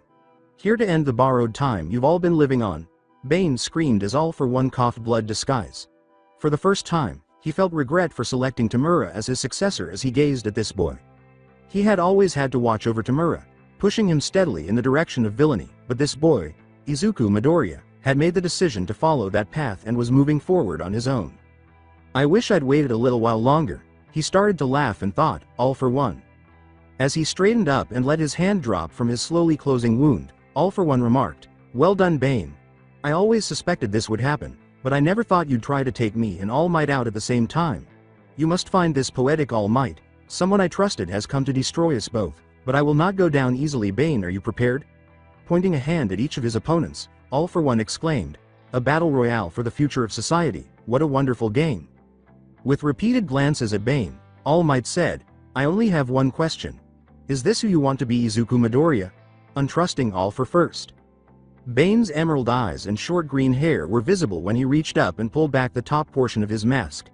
"Finally figured me out, did you? Not that it matters now. I'm no longer Izuku Midoriya, the boy died on that rooftop. I'm Bane now and forever," Izuku said as he removed his mask. "I'm sorry, young man, I thought I was doing the right thing, but I will take responsibility for driving you down this path, by taking you both into custody," All Might yelled as he stood firm. Before some nearby debris collapsed, indicating the start of their battle, the three of them stood there locked in a three-way stare-down. With their fists colliding in an explosive shockwave, the three of them dashed to the center. In his hero costume, Mirio Tagata stood at the window of Sir Night Eye's office, his arms folded. Night Eye sighed and looked at Mirio. "Sorry sir, but I should be out there. I inherited All Might's power, I should be there fighting at his side." "You're not ready, Mirio. Yes, you are the perfect vessel for One for All, but the person All Might is fighting is a monster in every sense of the word. You are a great hero, there is no argument there, but this is a foe only All Might can defeat. To be honest, you just get in the way. Even with his diminishing strength, All Might will win. I've seen the day of All Might's death and it is not now," Night Eye said quietly as he signed additional papers. "But sir," Mirio yelled as he persisted in his argument. Without glancing at Mirio, Night Eye read a piece of paper and signed it, saying, "Very well, Lemillion. If you can tell me one time that my visions have been wrong concerning anything, I will let you go to the battlefield." They both knew that Mirio couldn't recall such a moment because it had never occurred, so he bit his lip while remaining silent. Night Eye's clairvoyance was always 100% accurate. When faced with that, Mirio was forced to surrender and follow his mentor's instructions without question. As he walked out to put on his civilian clothes again, he said, "I hope you're right, sir." Bane headed straight for All for One, delivering a forceful punch that the older villain caught in his palm before he could speak, and All Might leapt back from the three-way collision just in time to avoid an air cannon shot from All for One. Kinetic booster. One of them slammed his fist into Bane's stomach, sending him flying backward into the wreckage of a building that soon started to collapse. When All Might saw his opportunity, he rushed forward, driving his fist into the side of All for One's head, shattering the black mask covering his face. Unable to take such an attack while lying down, All for One shot out his black and red fingers, embedding them into All Might and swinging him in a large circle around himself before launching him into the air towards a nearby helicopter. Gran Torino's quick arrival saved All Might by intercepting his flying body and bringing him back to Earth. Gran Torino exclaimed, "You shouldn't have left me behind, Toshinori," as they touched down and saw a huge I-beam rocket from the building that Bane had been blasted into heading in the direction of All for One. All for One used his impact recoil quirk to drive the I-beam back to its original source, narrowly missing Bane, who leapt into the air with another large girder and drove it down on All for One. All for One said, "You are persistent, aren't you, Bane?" as he raised his hand to prepare for another impact recoil. However, before All for One could readjust his aim, Bane spun in midair, flung his makeshift missile at All Might, and fell to the ground. He then drove his fist into the villain's stomach, followed swiftly by his piston, which forced the villain backwards while blood spurted from his mouth. Bane's projectile was evaded by All Might and Gran Torino, and the top hero closed the distance with a punch that Bane returned with another shockwave that arced out around the two, blowing Bane's piston off his arm. All Might yelled, and both retreated. Texas smash. He threw his fist in Bane's direction, who managed to evade the wind at the last second, tearing the chest of his suit and jamming his elbow into All Might's jaw, knocking the hero back. Bane leapt aside, allowing All Might to bear the full force of All for One's air cannon. Bane ripped off the top half of his battlesuit and exclaimed, "I know everything about you, All Might. Every move, every tell. I studied you religiously all my life. After all, you are the symbol of peace, the greatest hero in the world." Floating into the air, All for One gazed down at his two rivals. "You know, All Might, as much as you hate me, I think I hate you more, but this boy, I dare say, has a hatred that trumps my own. You took away so much from me. Everything I tried to build, but you did something even crueler to him. You crushed whatever hope he had of building anything after seeing what he's become because of your words. How can you stand there and say you're a hero?" All for One responded as Bane raised his eyebrows at him as well. As Bane laughed and glanced between them, All Might roared, "I'm not perfect, All for One. I make mistakes, I can't save everyone, I admit that. But right here, right now, I will make sure justice is served and both of you are made to pay for your crimes. That is my duty as the #1 hero and the symbol of peace." As the two swung fists against each other, he yelled, "And that's why you two must die." Villains are evil? Heroes are righteous? These terms have always changed throughout the course of history. Those who sat at the top determine what's wrong and what's right. This very place is neutral ground. Justice will prevail, you say? But of course it will, whoever wins this war. All Might barely avoided a punch from Bane, which sent his fist into Bane's stomach, causing his knuckles to crunch repeatedly. Bane was at a run when he slammed All Might into the crater's wall, causing a huge crack to spread out from the impact and part of the wall to collapse around the two. The villain coughed violently, grabbing hold of All Might's fist before charging into All Might. Bane's wounds started to heal almost immediately, and All Might watched. "Izuku, you've really surrendered to that monster. Regeneration is similar to the first Nomu." "I apologize, young man." As he slammed his fist past Bane's defenses and into his masked face, All Might thought to himself, "I feel the metal give and crack under my fist as I go to drive Bane back." However, the villains grabbed All Might's arm with his gory gloves, tearing his skin as he grappled All Might's arm and drove his forearm into All Might's elbow, snapping the joint there. Bane swung All Might upward toward All for One, and All Might roared in agony. California smash. Despite his intense pain, the hero refused to give in and, while doing a frontal somersault, he struck All for One with a downward punch that drove both of them into the crater's floor. Gran Torino watched the battle go on, watching as other heroes started to arrive and telling them to start evacuating everyone. Wrenching his broken mask from his face, Bane coughed up blood and turned to face his two opponents. With his fist still in his face, All Might kneel on All for One. All for One said, "You've passed it on, haven't you, All Might? You no longer have one for all within you, and yet you came here. To do what? All might kill me again with the dying embers of the power I created? I don't know if I should be insulted, or congratulate you for having the guts to die at my hands just like your precious master Nanashimura. Would you like to know how she died, All Might? It was really quite gruesome." All for One watched All Might lose his temper and throw another punch at him, but at the last second, All Might opened a portal, bringing Gran Torino in front of him and using him as a shield against All Might's fist, which struck the old man's face.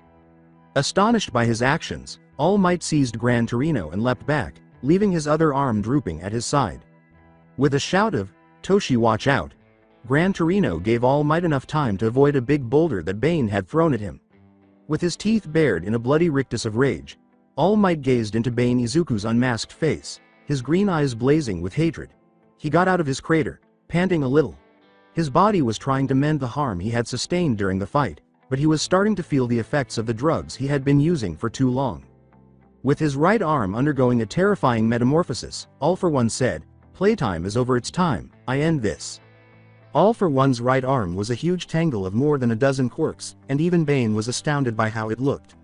Spring-like limbs, kinetic booster ×4, strength enhancer ×3, proliferation, hypertrophy, rivet and spear-like bones. This is the ultimate combination of quirks I have at the moment. All of these quirks were chosen to kill you all. He gave a frustrated growl. It was foolish of me to believe that I wouldn't have to use this in a fight with these two, but I was hoping to save it.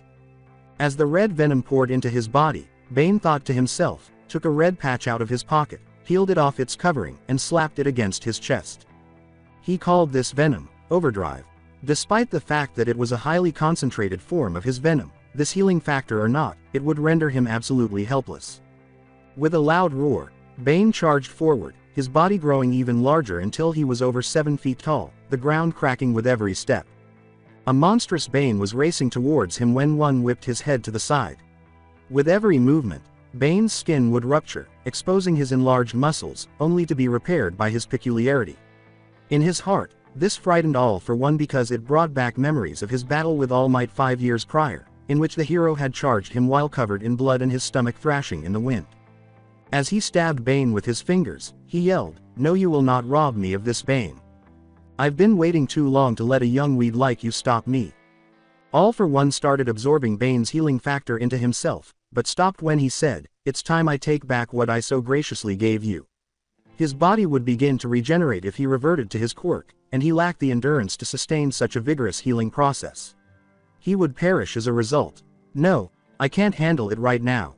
Bane continued to move toward All For One when he caught All For One's fingers pierced his chest and dragged the villain down toward him.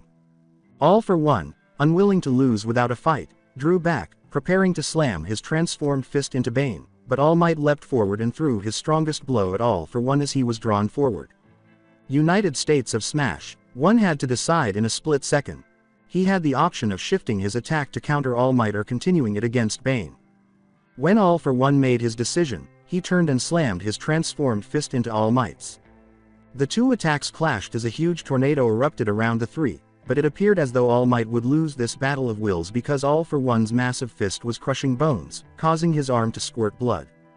Using this as an opportunity to act, Bane punched the villain's head and out the other side with his gauntleted fist, sending the piston flying out. As All Might pushed his fist forward, sending his opponent's corpse across the battlefield, All For One's body crumpled. His fingers withdrew from Bane's chest, and the wound instantly closed. Fortunately, the news crew was unharmed and quickly resumed filming the aftermath of the two clashing attacks after the tornado forced the news helicopter to crash to the ground. When they zoomed in, they saw All Might and Bane facing each other without their masks. The broadcast revealed Bane's face for the first time, shocking everyone with how young he was. It was also terrifying to consider that someone his age was responsible for all of this. Bane gazed at the bare bones and skin of All Might's actual form, but he still had work to do. He had used venom as a last resort to kill them, but once the effects wore off, his body would never be the same. As he approached All Might, who had reverted to his former form but was still standing erect and facing Bane, who was emitting crimson steam from his body, Bane could already feel the effects of the drug wearing off. Bane stood in front of All Might, staring down at the weaker hero. "You've chosen your path, Izuku Midoriya. If this is the man you want to be, then do what you must, but for what it's worth, I am sorry if my words drove you to this." Bane pulled back his blood-stained fist and stepped forward, driving it towards All Might before an unidentified individual, Katsuki Bakugo, ran between the hero and Bane. "We both know I have to kill you now, All Might," Bane said. Katsuki yelled, "Don't do it, Izuku. Please stop. This isn't you, it's mine," as he looked up at his former friend and the monster he had turned into. "We both idolized All Might, both of us strove to be heroes, but you deserve to be a hero. This isn't the Izuku I knew." Coughing up blood, All Might called out, "No, young Bakugo, you have to get out of here." Before collapsing to one knee, Bane cast a contemptuous glance down at Katsuki. Bane gave Katsuki the impression that his friend was sorry when he said, "The Izuku you knew. You never knew me. You really do think everything is about you, don't you? You know I actually feel bad about what I did to you." Then he was cut off. Katsuki said, "No, it's okay, I kind of dare." Bane said simply before backhanding Katsuki out of the way, his rough gloves removing multiple layers of flesh from Katsuki's cheek. "Make no mistake, it's not because I regret crushing you like a worthless bug, it's because you simply weren't worth the meager effort it took to do so. I was childish in wanting to get back at a pathetic creature such as you. I see that now." Red steam erupted from All Might's body as Bane grabbed hold of him, knocking him to both knees and spinning him around backwards. As Katsuki watched Bane drive his knee into the upper part of All Might's back and heard a sickening crunch as All Might's ribcage shattered, puncturing his heart and lungs, Bane said, "Goodbye, symbol of peace." Before All Might's lifeless body fell face first into the ground, blood splattered the ground in front of him. As his hands heated up and exploded, Katsuki exclaimed, "All Might." Tears streamed down his face as his hands sizzled. Katsuki yelled, "Izuku, you bastard. I'll make you pay for this." As Bane started to collapse and completely shrink, Katsuki saw his opportunity and rushed forward, prepared to blow Izuku's head off, but he was struck by a big hand. While being carried by two arms, Bane smirked and glanced at his trump card. Bane told the Nomu, who was standing in front of a startled Katsuki, "Mistiming Asura." It had 6 arms, and his body was covered in glowing green veins that were all pumped with venom. Bane's best Nomu was this one. He had used all of his knowledge to create the creature in front of him. This Nomu had the capacity to release pure energy from its mouth, hands, eyes, and other parts of its body. He had actually created an organ to produce his mixture by substituting pure venom for its blood. This was his final Nomu, which was appropriately called Asura. The Nomu said, "Yes, master." Then, as a portal opened behind the Nomu and its creator, a huge blast of pure energy was released from the palm holding Katsuki's, blasting the child back. Without waiting for an order, the Nomu leapt into the portal, which quickly closed after departing the demolished battlefield carrying the bodies of the greatest villain and hero of all time. Tamura was pacing back and forth at one of Fat Cat's warehouses, waiting for Bane to enter with his master. Eventually, a 6-armed Nomu carrying the weary villain carried Bane through the portal. "Put me down, Asura." Asura followed instructions and sat Bane up, but Tamura rushed over and Toga put her arms around his waist to steady the young man. After receiving several glares from Bane's group, Tamura yelled, "Where's Master? You said you'd bring him back with you, so where is he?" Toga tightened his hold on Bane to prevent him from cutting Tamura's throat. Bane looked at the young man in front of him and stood as tall as he could.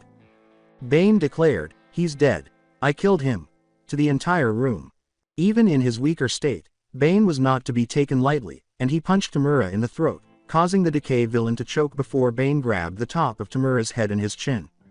Kurogiri, still dazed from being knocked out by Edgeshot, looked to Bane in shock as he watched Tamura give into his rage with a yell and reach forward towards Bane. Bane gleefully flipped Tamura's head upside down, his hair hanging against his chest and his chin pointing to the ceiling. "I've wanted to do this for so long," he exclaimed. As he collapsed to the ground, Tamura's final words were, "Master RRRRR." Bane glanced at the group of villains and saw Jack sapping Kurogiri's strength with his hand on the back of his head. "All for One is dead, Tamura is dead. The League of Villains belongs to me. This city belongs to us. Anyone who has a problem with that can either leave or step forward. This is the dawning of a new era, our era. Stand with me and this city will be your playground. This night the symbol of peace died at my hands. There's no one to stop us now, and all those who try will die just the same. Now who will stand with me?" asked Bane. This had to be said before he let himself sleep, even though he was barely conscious. Naturally, the people who had been with him since he arrived, Muscular, Jack, Killer Croc, Magna, and Toga, were standing behind him. As Spinner and he stood next to the encroaching crowd surrounding Bane, Dobby remarked, "Stain saw you as a comrade in his war on false heroism and saw your convictions as worthy, knowing that I will stand beside you." The only people Bane was concerned about were Twice, Compress, and Kurogiri. After all, they were Tamura's men, and Bane had just killed their leader in front of them. Bane threw his haggard gaze in their direction. The first to rise was Mr. Compress, who removed his hat, bowed, and coughed politely. He stood up straight, put his hat back, and approached Master Bane. "It would be my pleasure to serve under you, Master Bane. You offer a much larger stage for me to perform." Twice stood and briefly rubbed his chin before joining Bane's followers and starting to talk. The copy quirk user exclaimed, "I don't want to join you. Of course I'll lend you my considerable strength, be grateful." As everyone's eyes shifted to the weary Kurogiri, he was at a loss for what to do. Although he hadn't harbored any particular affections for Tamura, he had been significant to his master All for One, and Bane had recently confessed to the murder of both of them. With All Might gone, Kurogiri was certain that he could teleport out of here, but Bane had just declared that he would claim the entire city. After standing unsteadily for a while, he put a hand to his chest. Kurogiri said, "I am at your service, Bane." Bane smiled broadly. The villains all grinned broadly as they departed, enjoying the newfound freedom Bane had just given them. I'm glad to hear it, Kurogiri. Now everyone, it's time we go our separate ways for the moment. We will meet again soon, but for now go and rejoice. Musutafu is yours, he exclaimed. The only people left in the warehouse were Bane and his Nomu, so Bane leaned heavily on Toga. When the six-armed giant left the building to do just that, Bane gave the order, Asura, keep an eye out for anyone who approaches here. Bane collapsed on the couch in the warehouse as Toga started assisting him toward the upstairs office. Toga was unable to stop admiring Bane's whole body. He was covered in blood, and his eyes were bloodshot from the ragged breaths that came out of his mouth. Except for his boots and pants, the majority of his suit was gone. She was so lustful for the man in front of her that she bit her lip. As Toga lay on his chest, listening to his heart pound loudly against her petite frame, Bane felt her staring at him and sighed, offering her an arm. She looked into his emerald eyes and said, "You really did it, didn't you, Bane?" Bane looked up at the ceiling and coughed a little. Before kissing Bane, Toga rubbed her cheek against his chest, smearing it with the blood he had shed. "Of course I did. Bane doesn't fail. I'll bring this city to its knees, and break every hero who comes before me." That Nomu thing blasted Katsuki back, pulling him from some of the debris that had fallen on him. Before turning to face the assembled heroes gathered around the fallen form of All Might, he gazed into Tiger's face. Katsuki felt the burn of tears pouring out of his eyes, and his eyes grew wide. When Katsuki realized his nightmare was real, he rushed forward and yelled, "No, it can't be. No, no, no, no, no." Beside his greatest adversary, All for One, lay All Might in his actual form, dead. Izuku actually accomplished this. All Might was killed by him. When Katsuki saw his greatest hero dead on the ground, he went to his knees. It was then that Katsuki realized, a hero isn't always able to do everything. All Might wouldn't have had to go through this again if he had previously killed All for One, and All Might would still be alive if Death Arms had fought to kill Izuku when they first met. No, heroes were ineffective. They were merely a stopgap measure that the world could no longer tolerate, especially in the presence of individuals such as Izuku. Katsuki got up, turned around, and walked away after giving All Might one last glance. The world needs something more aggressive, so I can't be a hero like you, All Might. Gran Torino knelt down and stroked Toshi's blonde hair after glancing down at his former pupil. You did your best, Toshi, no one can say otherwise. You succeeded where even Nana failed, you put an end to All for One, she'd be proud of you. Standing above his opponent, Endeavor gazed down at the real form of the top hero. He was experiencing so many different emotions at the moment that he was unable to find the right words and was only able to stare. Endeavor's phone rang while he was standing there. Hearing his only daughter Fuyumi's cries, he instinctively reached into his pocket and responded. Dad, something happened to Mom. Endeavor's thoughts exploded when Rei was brought up. He asked without emotion, what happened, Fuyumi? After discovering that his feet had been moving by themselves, dragging him away from the terrible scene of death. She's missing. Apparently someone pulled the fire alarm at the hospital and in the evacuation she went missing, but it's being said she killed an orderly. Endeavor gasped, now that it's been revealed that his mentally ill wife killed someone. He roared, damn that woman. He located the vehicle he had used to get here and said, I'm on my way home, has Shoto made it there yet? As Endeavor got into the car, Fuyumi said, no, do you think he's still in danger? Endeavor hung up as the car began to move through traffic, saying, I doubt it, but I'll look for him. I doubt he's gotten far. Keep trying his cell, but do not tell him about Rei, I'll do that. While a news reporter assessed the situation, Mitsuki Bakugo and her spouse gazed at the television. The reporter claimed to have tears streaming down her face as she battled her grief to finish her report, saying, as of now it has been confirmed that All Might, the symbol of peace, is dead. Just then, the front door was knocked on quickly.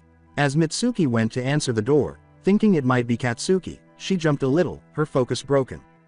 After watching the news about the training camp incident, Mitsuki was more than happy to see her son leave the house earlier that evening, saying he was going to visit one of his friends in the hospital.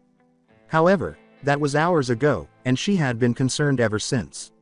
When Mitsuki opened the door, she saw a pair of green eyes with a gory smile and heard distant laughter. Her eyes widened in terror as she stared down the muzzle of a gun, and before she could scream, the gun went off. Jack was smoking a cigarette while strolling through the almost empty streets of Musutafu with his unofficial partner Killer Croc, who was hissing angrily and carrying a bloody tarp over his shoulder. Jack let out a sigh. Jack growled as he saw the terrified eyes of the residents in their homes, as well as the eyes of the thugs and criminals prowling the streets like scavengers looking for their next meal, but they knew better than to challenge any of Bane's men. "Look, I know you're pissed about what happened, Croc, but we had to retreat. It wouldn't have done us any good to stick around and fight. We would have been killed, and that means Bane would have been going in blind, because you know the boss isn't going to take this shit lying down," Croc said, his voice a little shaky as he attempted to use more complex words than he was accustomed to. "It's not right. We should avenue revenge our compat friend." Croc has worked hard over the past year to improve his speech, and he was generally intelligible. As they approached UA's gates, Jack snarled, pulling out his cigarette and flicking it into a nearby trash can while watching its contents catch fire. "Don't worry, big guy. I told you that we'll get ours. No one messes with Bane's guys, and Old Bird Nose is going to learn that firsthand. This city belongs to Bane and has been for the past year. Everyone knows that, so it's best to fall in line or get broken." Before two big henchmen pulled the door open, he leaned forward and kicked it multiple times. As he entered, he said, "Thanks, boys." Jack grinned as he observed the parts of the school that had been destroyed. He collected his spittle in his mouth and threw it upward, landing it on one of the multiple bodies dangling over the entrance. "Man, that was one hell of a fight, but we won in the end, didn't we?" he said. Specifically, Smintos, Vlad, King, and Nezu, the former principal, where Jack spat. Croc and Leech entered the building and made their way to the principal's office via the stairs. As they passed a door where women were screaming, the door was opened, and a blood-stained Toga emerged. Jack said, "Having fun there, Blondie?" as Toga grinned and wiped her mouth. As Toga pointed to the sack over Jack's shoulder and watched the redhead's face darken, he said, "Of course Midnight is a real toughie, but I'm pretty sure I'll break her soon. It's a good thing her boyfriend got away, otherwise my fun would have ended a long time ago." "What's in the bag?" he said simply. "You'll see." They proceeded to the principal's office, knocked, and heard a voice instructing them to enter.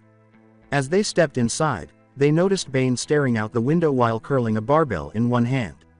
Although they were unable to see the precise weight, they were certain it was at least 1,000 pounds based on the quantity of weights on each side. As he turned around and dropped the weight, Bane heard it crash and embed itself in the floor. "How did it go, Leech?" he asked. As Jack laid his bloody tarp on one of the office couches, he revealed a pair of legs wearing Magna's signature fashionable pants and shoes. "Not good, boss. Overhaul isn't going to play ball with us anymore." Magna tried to persuade him, and this happened. Bane's expression was emotionless as he gazed at his devoted soldier's remains. "I'm sorry, boss, this was our fault. Croc and I were there, but we couldn't stop it from happening. We decided to just take Magna and come back here to report." Bane stopped Jack's apology with a raised hand. This was Magna's fault and his alone. He should have sized up his opponent better. "You two did the right thing, but as foolish as Magna was, his death will not go unavenged. Chisaki has been skirting my authority for a while now, but with this he's declared war on me and we will answer in kind." "What did you find out?" Bane said as he returned to his computer and sat there. A complete map of the city, divided into sections by Bane himself, with one of his lieutenants ruling over each, was on the desk. Overhaul has been one of them. Although it had taken some time to subdue this city, the city had been prepared for his takeover after All Might died. Of course, those who opposed his takeover were dealt with, but Bane was not stupid enough to think he had eliminated all the city's heroic presence. Lemillion, Eraserhead, Present Mike, and 13 were still out there. Jack started talking, and Bane was startled out of his reverie. "He's in some kind of fancy house, but there's more to it underground, though we didn't get that far. He also has some kind of lowly fetish. He keeps a little girl with him. She has a horn coming out of the right side of her forehead. From the looks of her, he enjoys torturing her. She's apparently financially important to him. Maybe he's pimping her out or something." Leech was scratching his head as Croc growled beside him. Leech turned to Bane and remarked, "Oh yeah, Croc took a liking to her, kindred spirits or something like that." As he gazed at the remains of his fallen comrade, Bane roared, "Okay, so he killed one of ours, and we'll take something from him besides his life, of course. We'll attack Chisaki's base, burn it to the ground, and parade Chisaki's mangled corpse through the streets." Leech and Croc both nodded when Bane said, "Take care of Magna, would you? Then have someone gather my lieutenants for a meeting today. Anyone who doesn't show will deal with me." Jack picked up the tarp and left, saying, I guess it's the least we can do for her, and I'm sure we'll get someone on it right away, boss. Bane turned to face Toga and saw the waves of hatred erupting from her. Her body trembled with anger, her long blonde hair shivering, her fists clenched at her sides, and her eyes were dark. I know, Magna was a good soldier, she will be missed, but we can't let ourselves be clouded by anger. When we strike it will be precise and brutal. Just let me be the one to kill him, Bane. I want to see his blood splattered across the room as the light drains from his eyes. Bane let out a sigh. He stroked her hair as she sighed and said, as Magna's leader, it's my responsibility to avenge his death. I'm sorry, Toga. Bane grinned and said, okay, I suppose, but I want to watch. He picked her up in his arms and kissed her, saying, I'd have it no other way. Lemillion gritted his teeth and held a pair of binoculars on a rooftop. At his side stood Eraserhead, a man who had aged significantly over the past year, his long hair taking on a gray tint, and his right eye was milky, signifying that he was blind. Look at him, he thinks he's won, but he's wrong, this city still has heroes in it. He's wiped out most of the heroes in this city, and those that didn't die ran. The fall of UA was the last straw. We couldn't hold the city with them in control of UA. He's reduced this place to a prison for the innocent, and a feeding ground for every criminal that comes here, but even so he's not the only thing killing this city. Shisaki, the Yakuza boss, is trafficking his quirk killer bullets all over Japan, but as long as he's in Bane's shadow no one can stop him. Then there's this Joker character and her partner Killer Frost. We have no idea what she's after. She kills heroes and criminals indiscriminately. Lemillion turned around and slid off the roof, followed by Aizawa. Enough. I get it, things are bad, but we can't give up. First things first, we need to take care of Shisaki. His quirk killer needs to be shut down before we can deal with Bane. Knowing how his suggestion would be received, Aizawa said, I know you don't want to hear this, but maybe we should ask him for help with this. It would be illogical to keep quiet about it, though. Lemillion pivoted on his heel and gazed into Aizawa's blue eyes. Lemillion pushed his way through the numerous alleys and yelled, no. I refuse to employ that maniac in a licensed hero operation.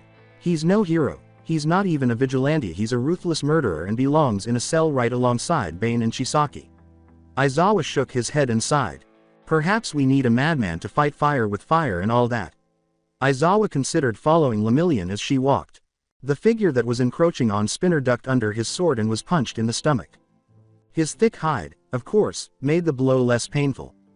He spun his sword in his hand and stabbed downward to pierce his opponent, only to discover him gone and a small grenade in his place before it exploded in his face, knocking his sword from his hands and choking him with smoke. He was then kicked in the chin, slamming him out of the smoke and into a wall. As Spinner gazed through his tears into the eyes of Blast Lung, a criminal's nightmare, he could see that his jaw was broken. He had big brass knuckles on his fists with spiked boots and blonde hair styled into spikes.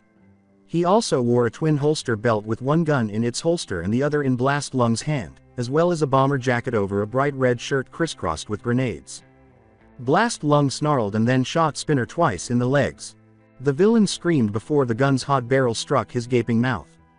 Found you, you shitstain. When Blast Lung pulled the trigger, the hollow point bullet exploded out of Spinner's head, covering the wall with his blood. Don't worry, I'll send your friends to hell right after you. Blast Lung got to his feet and turned to face Ua. As he descended from the building, Blast Lung declared, I'll send all of you to hell. You hear me, Izuku, I'm going to blow you all away. After all, it was still early, and he had a long list of criminals and thugs to spend the night with. Deep in thought, Bane sat at the table in the UA conference room. The anniversary of my capture of this city is today. This was made possible by the death of All Might. Naturally, there were some hiccups, such as the war for Ua. Shisaki had played a crucial role in that regard. Without his quirk killer, the fight would have been far more difficult than it was, but Bane had always known that Shisaki would lash out at him because, after all, he was a king from a different era. It is impossible for two apex predators to share such a small area. When he was taken back to that battlefield a year ago, he told the empty room, someone has to be the king and somebody has to be the horse, that's just the way life is. Rewind. Bane sat up in bed and watched the news. Naturally, there was a memorial to All Might on every channel, and even the Americans were lamenting the passing of the symbol of peace. As Toga slept beside him, he smirked and caressed her hair. With his grief barely contained, the reporter spoke on the screen. We mourn the passing of Toshinori Yagi, also known as All Might, who was killed in action by Bane, now known as the Izuku Midoriya child who had been reported missing earlier this year, while protecting our city from evil. Bane gave a disapproving lip smack. He would have preferred to remain anonymous, but that was more a matter of taste than necessity. He slid out of bed after drawing back the covers. Even though All Might wasn't in the spotlight himself, his army was carrying out their duties, and since his death, his influence in the underworld had grown significantly. It was time to get to work. The final stronghold of hero society, Ua, was perched on a hilltop close to the city, but every day another hero office was overrun by his henchmen. When it was brought down, the city would be in ruins and would bow down to him. Glancing at the scars on his chest, he slid inside and turned on the shower. His fingers had pierced his chest, but despite his healing factor, they never healed properly, turning into dots that surrounded his heart in a square. He smirked at the reminder of All for One. As he watched the shower curtain being drawn back and Toga entering shortly after, he remarked simply, "A small price to pay, I suppose." She put her arms around his lower back and pressed her breasts against him, and he asked, "Did I wake you?" He started to wash himself, trembling a little. As she snatched his washcloth and scrubbed his back, she said candidly, "Nope, I was awake even before you got out of bed, but I didn't want you to stop petting me." She questioned, "What's a small price to pay?" Bane gave a shrug. He turned to face her and started washing her hair, saying, "Anything, everything depending on what you're buying." But before he kissed her, he said simply, "It's time sweep the board." The campus grounds were completely empty, and Principal Nezu stood in his office. He had sent all of the students home a while ago, and given the state of the city, it seemed absurd to keep teaching heroics here. Shiketsu had welcomed the enormous influx of students with grace and without hesitation. He heard someone hurry in as the door opened. As he hurried across the room to the phone and hit speaker, he noticed Present Mike. "Hello Principal Nezu, I hope you're doing well today." Principal Nezu inhaled deeply before continuing. Bane laughed over the speaker and said, "I'm doing quite fine Bane, and how are you?" "I respect that, even though we're enemies we can still be civil. I was hoping that was the kind of man you are, which is why I'm calling and giving you this one chance. Abandon Ua before tomorrow morning and there need be no bloodshed." In the corner, Present Mike sulked before yelling, "You bastard, you want our school and for us to just leave without putting up a fight. You can take your offer and shove it up your a." Nezu held up his paw to silence his subordinate, saying, "Present Mike, that is enough. This is a civil conversation and I would like it to remain that way if you please." "Forgive the outburst Bane, but you must admit that this is a rather ludicrous demand. Ua is the #1 hero school in all of Japan. If we were to simply hand it over to you, what kind of message would that send? Think of our position and you'll know we can't surrender this place to you, though we do appreciate the courtesy call." Bane laughed a little. The call was cut off soon after Nezu leaned back in his chair and the tension in the room began to gradually subside. "Well, we all have our crosses to bear. I look forward to seeing you on the battlefield, Mr. Principal. Present Mike, raise the threat level to maximum and tell all faculty on the grounds to come see me, then place calls to every remaining hero office in the city and ask them for assistance." Present Mike gave a nod and walked out of the office. "So it's come to this, has it? Very well then, I will give it my all as the principal of this school, and as a hero." The few remaining faculty members were assembled in the school's auditorium, and their presence was reinforced by the appearance of multiple heroes, chief among them being the current #1 hero, Endeavor. To get everyone's attention, Principal Nezu stood at the stage's podium and coughed a little.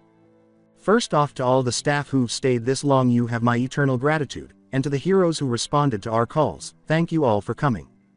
Now there's no right way to say it, so I'll just be blunt. Bane is coming here in the morning to take this school by force, for what reason I do not know.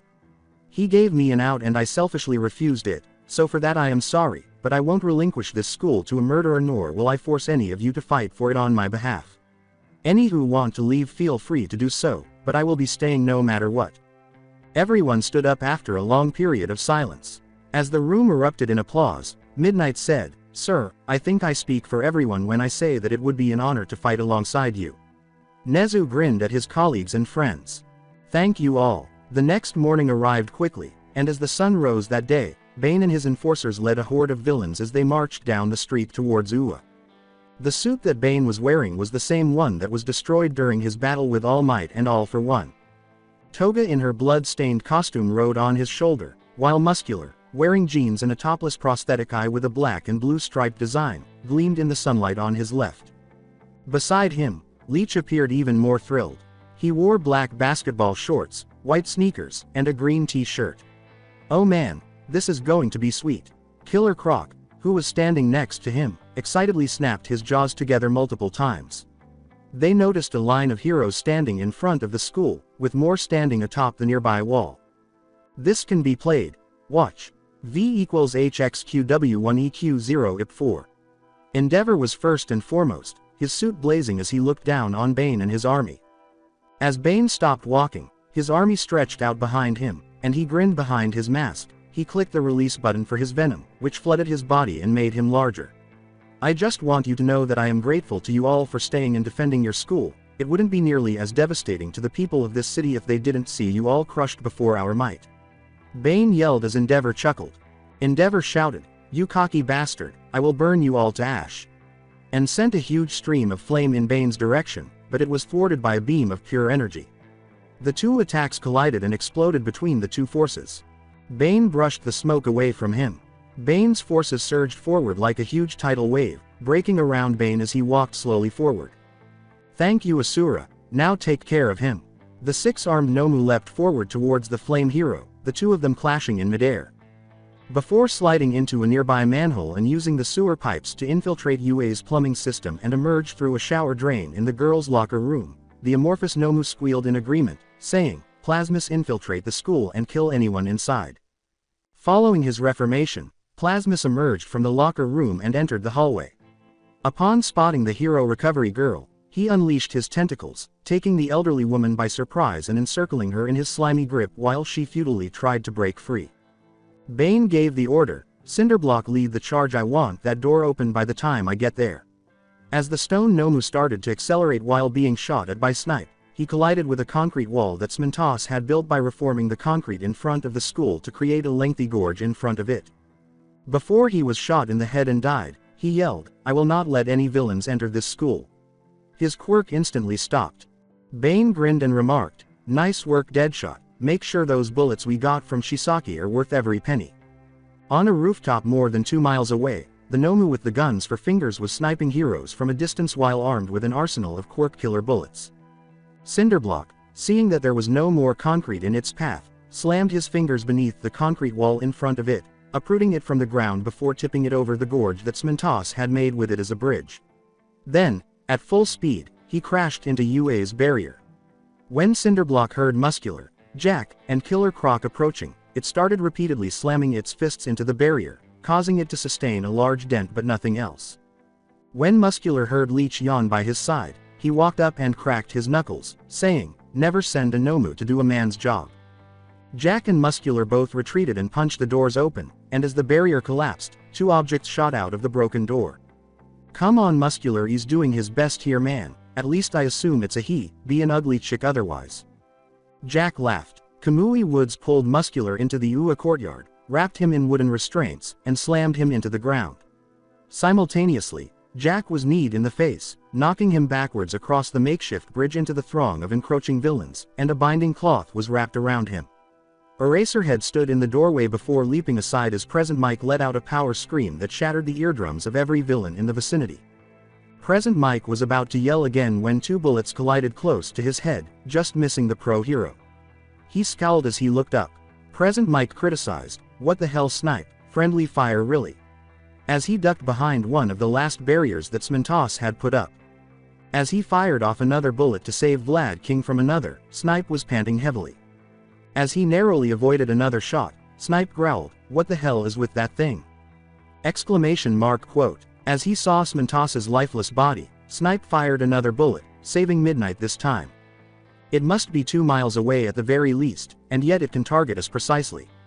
It's taking everything I have just to keep everybody alive," he remarked. "I'm sorry, Smintos. I should have been faster."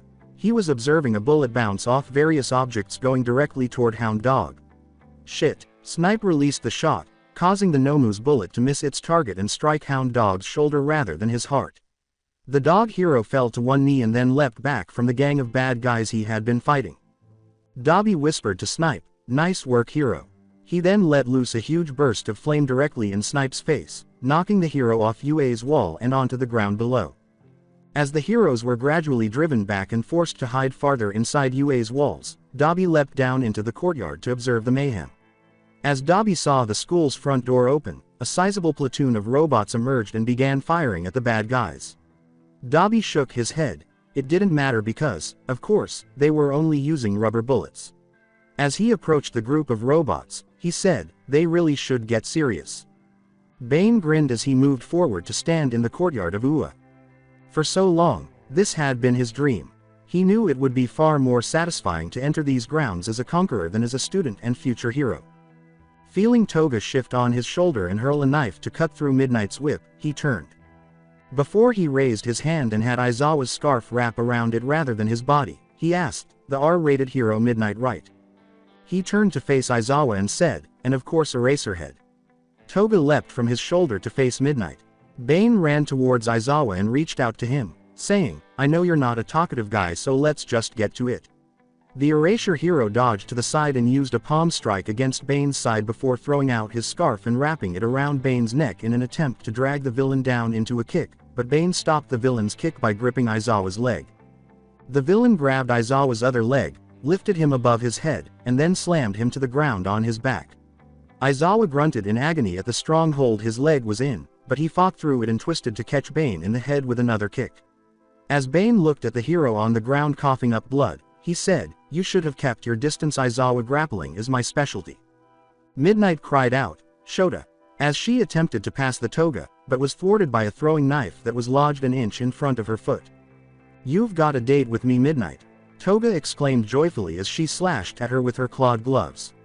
The nimble heroine ducked to the side and kicked out, catching Toga in her mask, breaking the teeth.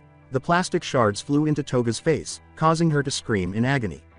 She then threw a knife and cut open Midnight's thigh. Bane turned away from Aizawa, who was staring at Toga, and started to move toward the wounded Midnight before Aizawa completely covered him with his scarf. Aizawa pulled out his big knife and cut both of Bane's Achilles tendons, sending the villain to his knees and saying, "You and I aren't done, Bane." Bane broke free, turned around, and struck Aizawa across the face with his glove, knocking the hero into the gorge that Smentos had created. "It's over, Bane." Aizawa's scarf snapped around Bane's protruding muscles.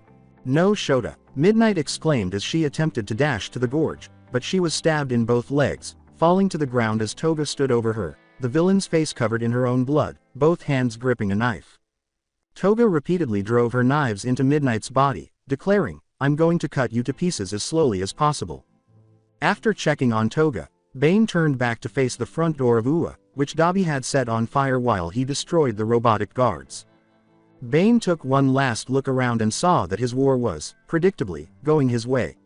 As Muscular left a broken Kamui Woods, Jack was clinging to Hound Dog, using up all of his strength before killing him. Bane grinned as he entered the school and proceeded through it, discovering signs of plasmus before discovering his Nomu smudged over a lengthy hallway and a blonde man who was only a few years older than him standing in front of him.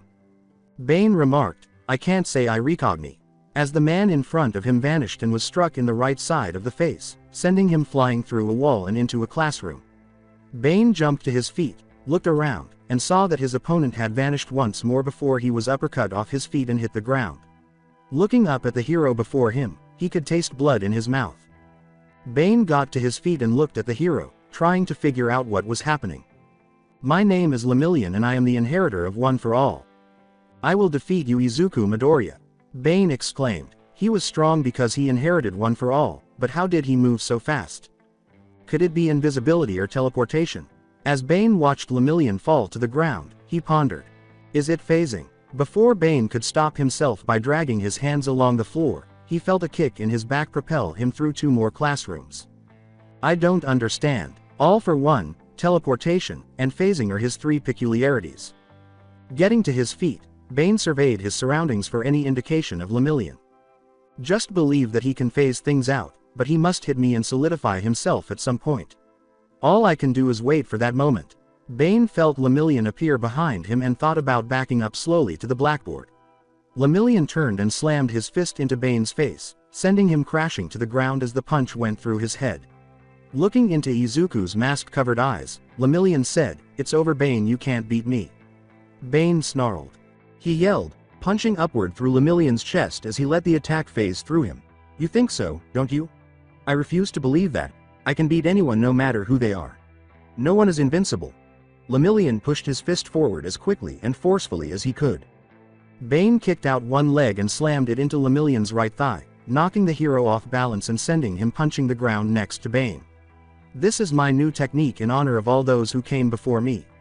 Justice smash, Bane exclaimed. I thought so. You're not as stout as All Might, and just like Newton said, for every action there is an equal and opposite reaction. You don't have the sheer mass All Might had in order to counteract your punches, so you need to set yourself for each punch, which means a part of you needs to have a solid base. Bane stated as Lemillion retreated from him and stood up.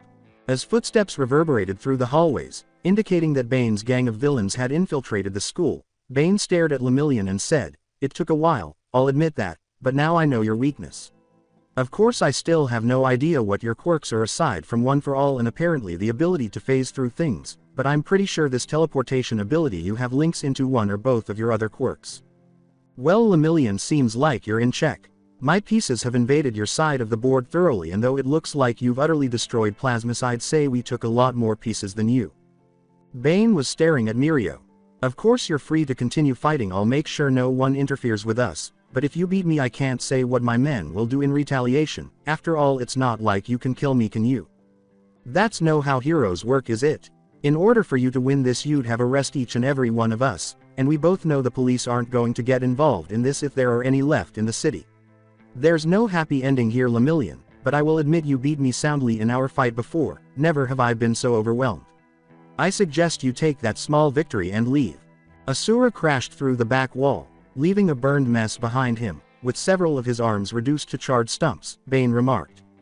Bane was startled to see a bloody Endeavor standing in the hole Asura had created, his flames barely more than kindling on his body. After assessing the situation, he grabbed Lemillion and bounded out of the room, leaving a brief conflagration in his wake as Lemillion fought against him. As they landed on a nearby building, Lemillion yelled, "Let me go, Endeavor." Seeing no one was pursuing, Endeavor dropped Lemillion and then punched him in the face.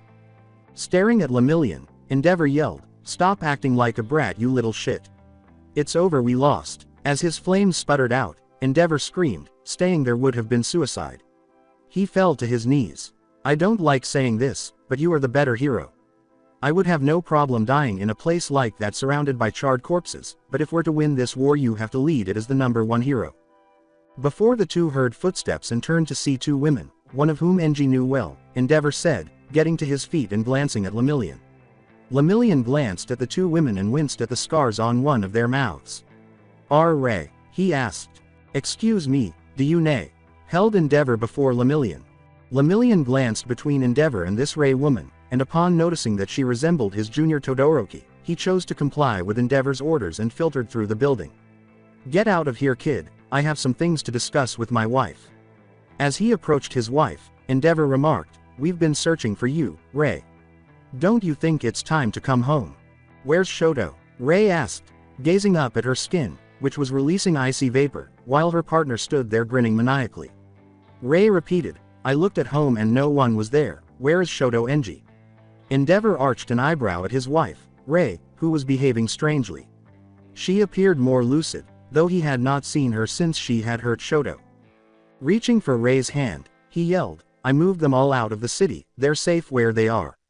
You need to come with me, Ray, you're sick and worse, you killed someone." Ray slapped his hand away and gave him a cold, icy look. "Give me my son." A huge pillar of ice rose above one of the nearby buildings, and Bane sat down at Nezu's desk and gazed out the window at the battlefield encircling the school. After a moment of narrowing his eyes, he gestured to one of his henchmen. He yelled, "Go check that out." As they complied with his orders. Looking around, Bane saw his lieutenants. Bane inquired, "How many did we lose?" As Kurogiri entered the room. "Out of the several hundred villains we had, I'd say about a quarter of them." Bane raised his eyebrows. Bane asked, somewhat taken aback, "You're telling me the heroes actually killed them?" Before Kurogiri explained. As Bane nodded, Kurogiri said, "Most were casualties of Endeavor's and Asura's battle." As his enforcers nodded in agreement, he declared, "No matter, this city is ours.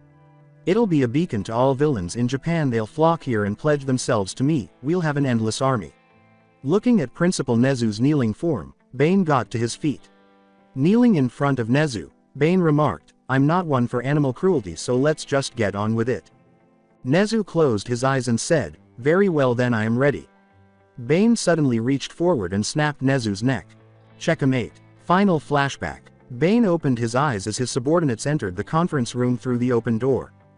Toga arrived first, her blonde hair trailing behind her as she skipped in his direction dressed as a villain. He was aware that Toga had felt a little self-conscious about the scars surrounding her mouth after the battle, but he didn't care and he told her so as she positioned herself in his lap. Dabi, dressed as usual, arrived next, taking a seat at the foot of the table across from Bane. As usual, Muscular arrived topless, wearing jeans and boots, his face displaying the scars he had sustained from Kirishima and many other conflicts. He sat smiling and prepared to take action at Bane's left side. Soon after, Leech and Croc sat beside Muscular on his right side and went inside. Leech was wearing sweatpants and a big red t-shirt. Like Muscular, Killer Croc had no shoes, heavy jeans on his legs, and no shirt. Twice, he strolled in wearing his costume. He sat down a few seats away from Bane's left hand and exclaimed, I love being here. I hate leaving my territory. Only 3 seats were left available when Kurogiri finally sat at Bane's left hand and Compress sat next to him, removing his hat out of respect for his leader. The flame villain shrugged and asked, where's Spinner Dabi? Placing his feet on the table, Dabi uttered, how the hell should I know I'm not his keeper? I saw him yesterday, that's it. I'll deal with him later. Now then, since you're all here, I'll begin. Shisaki has decided to break ties with us. He's been getting more and more uncooperative for a time now, so I'm not surprised. Normally I'd be more than willing to let him have his territory and do as he wishes, but in his rejection of our continued partnership he killed Magna. I can't let that stand and I hope you all agree that he needs to be taken care of. Bane said as he heard whispers of consent. Muscular looked at his boss and remarked, I didn't like that fruitcake, but he was one of us who can't take that shit lying down. Eager for the carnage, Muscular questioned, so we're going to war again, boss? Bane glanced at his crew and nodded. He addressed the entire table, saying, as retribution for Magna's death, we are going to destroy Shisaki and take everything he owns. Prepare yourselves, this isn't going to be like the War of Ua. Shisaki was one of us, he knows how we work and has an army of his own to combat us, not to mention his quirk killer bullets. He's probably already expecting retaliation, so he might try to strike first. Be on guard. Kurogiri, find Spinner and bring him to me, he said as he raised Toga to her toes. As they all departed to get ready for the impending battle, he remarked, now you're all dismissed. I need to strategize. Once I've come up with a plan we will move. Lemillion entered a Tokyo meeting room located on the top floor of a structure. He arrived at the meeting to decide Musudafu City's future last, along with Aizawa. Lemillion glanced at the other heroes in the group, including Sun Eater, Najire, and Best Jeanist. Aizawa sat beside Mirio at the end of the table. As Lemillion started his report, the chairman of the Board of Heroes said, thank you for coming, Lemillion. Now, what do you have to report? As of yet, nothing has changed. Bane is still in Ua, the city is under his thumb completely, but I believe once we've removed Overhaul that grip will loosen considerably. A board member laughed. Before Aizawa spoke, Lemillion clenched his fist, ready to yell, I told you this was a waste of time. We should just go with the option of blasting Ua and all those villains off the map and be done with it. You'd be dooming all the captured heroes there to their deaths along with the villains. Are you sure that's something you want to put on the table? Aizawa asked, as she turned to face the board members. Their heroes dying is an occupational hazard. In fact, I'm sure they'd prefer a quick death rather than the torture they've no doubt been put through for the last year. The member of the board replied, are you really willing to drop a bomb on a potential powder keg of unstable materials? Aizawa asked, his milky eye fixed on the chairman, who shook his head. Be that as it may, you know as well as I do that UA's support course had many a failed invention in their care, not to mention the numerous volatile chemicals that it took to make some of those support items. The chairman referred to Bane's guardian beasts, those with gigantification quirks led by none other than the notorious Gigantomachia, and said, you are right, Eraserhead, we can't do that at this time, but eventually we will have no choice. We've mounted attacks on Musudafu over the years and all have failed, mostly due to his line of giants.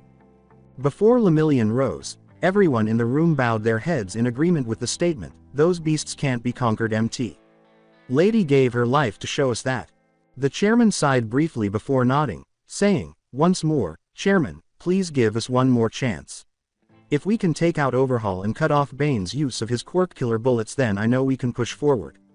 He looked at Lemillion, who bowed in appreciation before departing with Aizawa, and said, "One chance, Lemillion. If this operation goes south, I will go ahead and order the bombardment of Ua and hand this over to the military." Najire caught up to Eraserhead and Mirio in the elevator and asked, "Was that stuff true about volatile chemicals being held within Ua?" Eraserhead grinned and scratched his chin. "Of course not, but it was a necessary deception to buy us the time we need. If we let this go over to the military, they'll decimate that city and anyone in it. I'd rather not put the citizens through any more than they've already been through," Aizawa said as Najire wrapped his arms around his. Mirio grinned and she said, "Ah, you really are a softie, aren't ya?" Mirio shook his head when Best Jeanist said, "I'd feel better if Night Eye were in on this with us." As they left the elevator and headed to the new headquarters, Mirio remarked, "I haven't spoken with Sir since All Might died. He and I disagreed on how to handle Bane and I left his agency shortly after it closed. I don't know where he is or if he's still alive." Blast Lung drove his Dodge Tomahawk up to a dilapidated nightclub. The sidekicks of Ingenium loved this. They could not keep up with their boss's crazy speeds any other way. Red specks were scattered throughout the black paint job. With a top speed of 420 miles per hour and a banshee-like howl, this baby could go from 0 to 60 miles per hour in just 1.5 seconds. If this thing was pursuing you, he wanted you to hear it, and that was his own doing. Its 4 tires screeched into a small alleyway and around the back of the bar. After riding the bike to the end of the alley and slamming his foot down to create a ramp, Blast Lung descended to a spacious living area where a person was seated at a bank of computers. The man turned, his blonde and green hair identifying him as Night Eye, the missing hero. "How did it go, Katsuki?" Night Eye inquired as Katsuki parked the bike and took off his bomber jacket, bomb belt, and gun belt. As he approached a board featuring an image of Bane and his warlords, he declared, "Spinner is dead." After taking a knife from its holster at his back, Katsuki cut through Spinner's photo, causing half of it to fall to the floor. While punching a few keys into the computer, Night Eye nodded. "The first strike has been made then. No doubt Bane will think it was Overhaul who killed Spinner, allowing us to keep our anonymity for a bit longer. This will be our chance during this war. All I need is a moment with him and then I can use my foresight to begin his end." Night Eye looked at the image of Bane clenching his jaw. Katsuki was able to collaborate with Night Eye because he shared his disillusionment. Both of them were aware that Bane was a monster that even One for All couldn't defeat and that he needed to be eliminated once and for all. Katsuki rubbed his gun's barrel. "Izuku, I have a bullet just for you." Katsuki went to one of the cots in the room's corner and dozed off, thinking. When Night Eye first saw Katsuki, he would have thought the boy was completely disgusting. He used to think he was too aggressive, loud, and impolite to be a hero, but now they shared a common bond: hatred. Because Night Eye thought his foresight was always right, he had ordered Lemillion not to go out and help All Might. He had witnessed All Might's death years earlier, but Bane had altered everything, and he realized he had let his mentor and student down when he saw All Might's body. Lemillion disagreed, but he had been determined to defeat Bane once and for all. Heroes, in his opinion, had no right to serve as jurors, judges, or executioners. After a week of back and forth, Lemillion made the decision to leave Night Eye, who soon closed his agency and disappeared, choosing instead to remain in Musudafu in secret and do everything in his power to stop Bane. Night Eye was upset about this, but he couldn't give up now that he needed Bane dead. However, he wasn't nearly as fierce as All Might had been. Instead, he needed a partner who shared his intense animosity for Bane, which he had found in Katsuki Bakugo. Within months, the boy had lost everything. In addition to his hero, education, and peculiarity, his parents were killed by the person they believed to be the Joker. Night Eye's gaze shifted from the computer screen to a Joker playing card that the other villains were tacking to the wall. Nobody had survived to tell the story of seeing the Joker. They only knew that she was a woman and that she had worked with Killer Frost, another female villain. She was cunning, or perhaps just thorough, and they hadn't yet discovered a good lead on her, so for the time being, she was put on the back burner while Bane was the main target. Night Eye returned to typing on his computer and said, "I know you wouldn't agree with this, All Might, but there's no other option. This has to end." Two of Overhaul's guards were standing outside his complex that evening. One was smoking a cigarette while leaning against the front gate, while the other took a hit from a flask and then put it back in his pocket. They both scanned the road up to the complex with automatic rifles. With his cigarette butt thrown into some nearby bushes, the guard on the left remarked, "You know Overhaul doesn't like us drinking on the job." The other one glared at his partner and growled, "Yeah well, Overhaul isn't standing out here freezing his ass off trying to make sure Bane doesn't break his back now is he?" He yelled, "This is bullshit man, what we had with Bane was sweet ultimate protection and now we're on standby to get our teeth kicked in." As he saw two men standing tall and brandishing their guns as they walked up the road.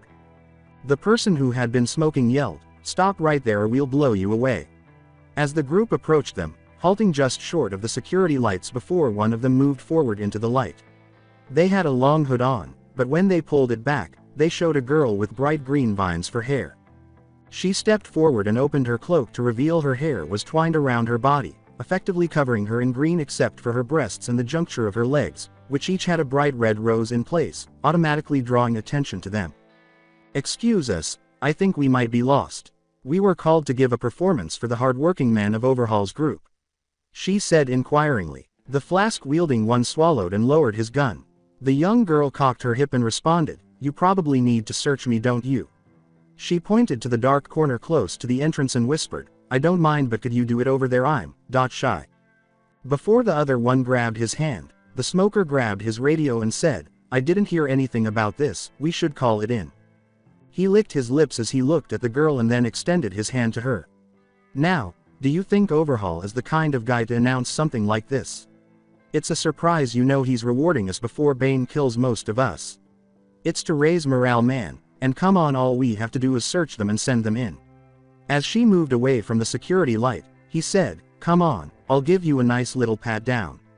His companion let out a sigh. He yelled, "Fucking pedo, all right next," in the hopes that the next one wouldn't be a middle school kid posing as an adult, but he was let down again.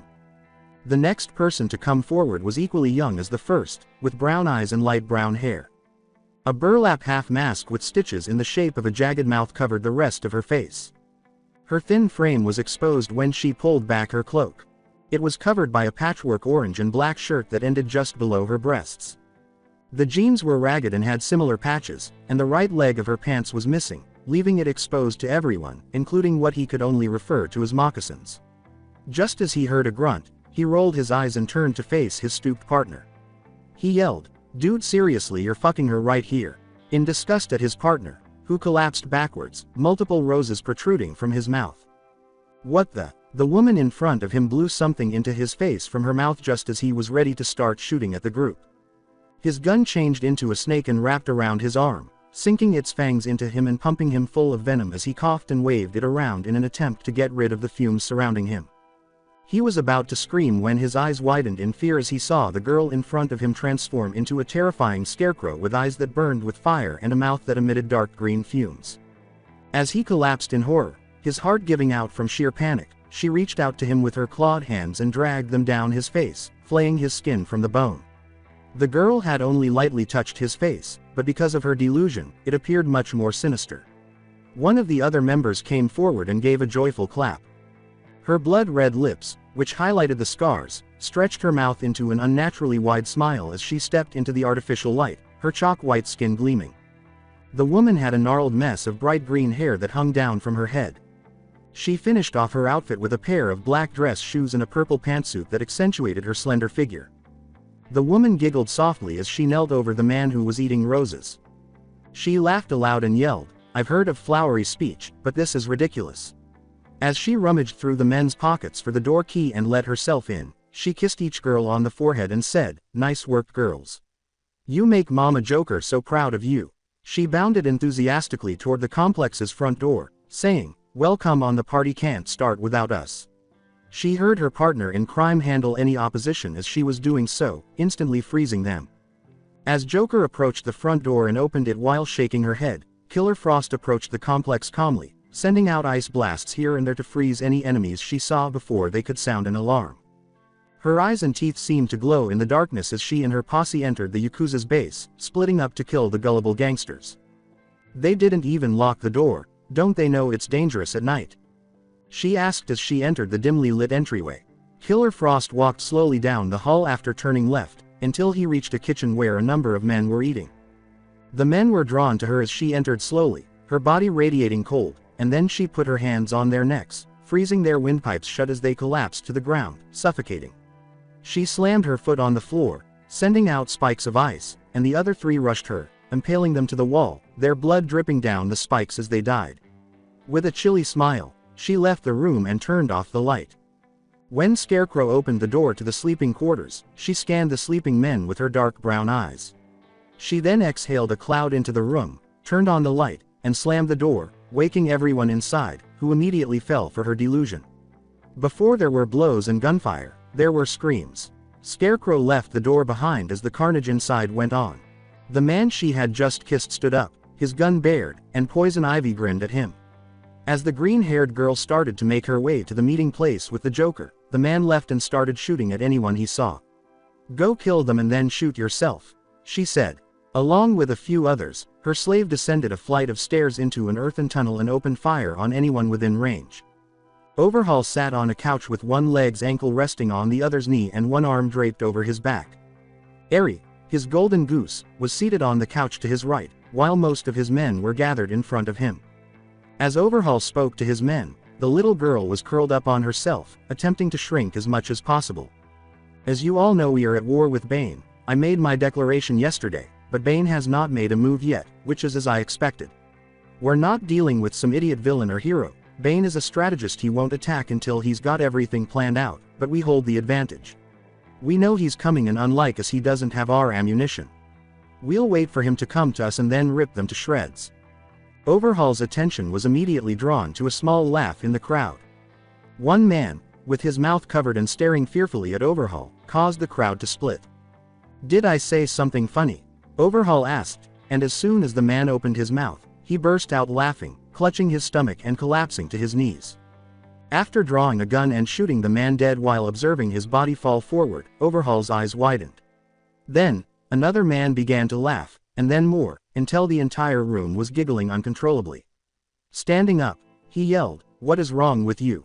and started shooting at his men until he ran out of ammunition. Only then did he realize what was happening. When he yelled, "Airy," and turned to face the gun, he saw that an older woman had taken his seat and had covered Airy's face with a gas mask while the young girl sat in her lap. However, what caught his attention most was the gun she was holding, which was aimed directly at him. He might have laughed if he hadn't been looking down the barrel of the pistol she was holding, which was absurdly long. "Joker," Overhaul calmly said, glancing at the woman who grinned broadly but whose eyes didn't reflect the emotion. She shot him in both arms after saying, "Oh good, you know me and I know you, so we can skip past the pleasantries." Looking at his arms, Overhaul gasped because he was unable to move them at this time, meaning he would not be able to heal these wounds. When Overhaul turned around and saw that the laughter had ceased and that Joker's entire gang was in the room, he said, "Yeah, I know about your quirk and how it works thanks to my precious Ivy. Say hi, Ivy." As he gazed into the darkness, he saw Killer Frost, Poison Ivy, and Scarecrow staring down at him while they appeared to be flipping a coin. Joker stroked Airy's head while observing the many wounds on her body and her green eyes, which were getting darker by the moment. "You won't believe the things your guys say during pillow talk. What do they say? Loose lips sink ships, but I guess when it comes to women, tight ones do the same." "Ha," she said. As he searched for a way out of this predicament, Overhaul exclaimed, "Why are you here, Joker? Are you working with Bane now? Did he send you?" He had braced this place for a full-scale attack, but he never thought the Joker would approach him. Apart from killing as many people as she could, no one knew what she was up to. He had seen images of her victims, and they were gruesome, clearly the product of a madwoman's work. "Working with Bane?" she inquired, chuckling quietly. "I do everything for Bane. He's my king. He's the most valuable face card in my deck. He needs me because of that. I'm his Joker. Without him, I'm worthless, but I'm dangerous in my own way. Together, we can hold anything. Any threat we encounter can cause us to change and adapt." Before shooting Overhaul in the head and watching him fall to the ground, she said, "I will pave over any obstacle for him, and that just so happens to be you." Airy jumped in her lap, cowering under Joker's gentle stroking, and Joker looked down at the girl before throwing the gun aside and holding Airy to her chest. "I'm sorry you had to see that, baby, But it's all over now, she whispered, her smile wide. Hey, what's your name? As she removed the mask from her face and gazed down into Eri's crimson eyes, she questioned the young girl. As Joker grinned, the young girl stammered, Eri. I'm Inko, but all of my friends call me Joker. That's a cute name. Would you like to be my friend, Eri? The group split up to complete their renovations, and the older woman asked as she gestured for her girls to go about their business. Eri looked down and fiddled with her short dress, whispering, okay, I'd like that. The Joker grinned broadly and nuzzled Eri's cheek with her. Oh, that's fantastic, Eri. As you are aware, my son was just as bashful and stuttering as you.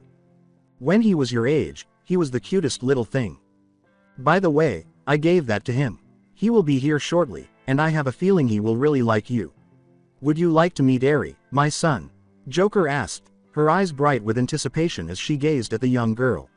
Eri felt safer in Joker's arms than at any other time, actually trying to crawl into the woman's body as she nodded happily, her mouth forming a shy smile, despite the fact that she had witnessed this woman kill her guardian and had heard she killed many people.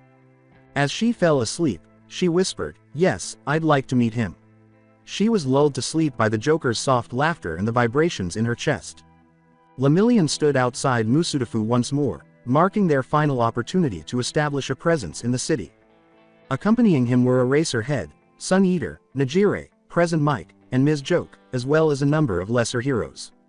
Their ranks were reinforced by a number of provisional licensed students from Shiketsu and Kutsubutsu academies, including Shinso Eraserhead's apprentice, Nagamasa Mora, Inasa Yoarashi, Froppy, Earphone Jack, Uravity, Pinky, and Yoshindo.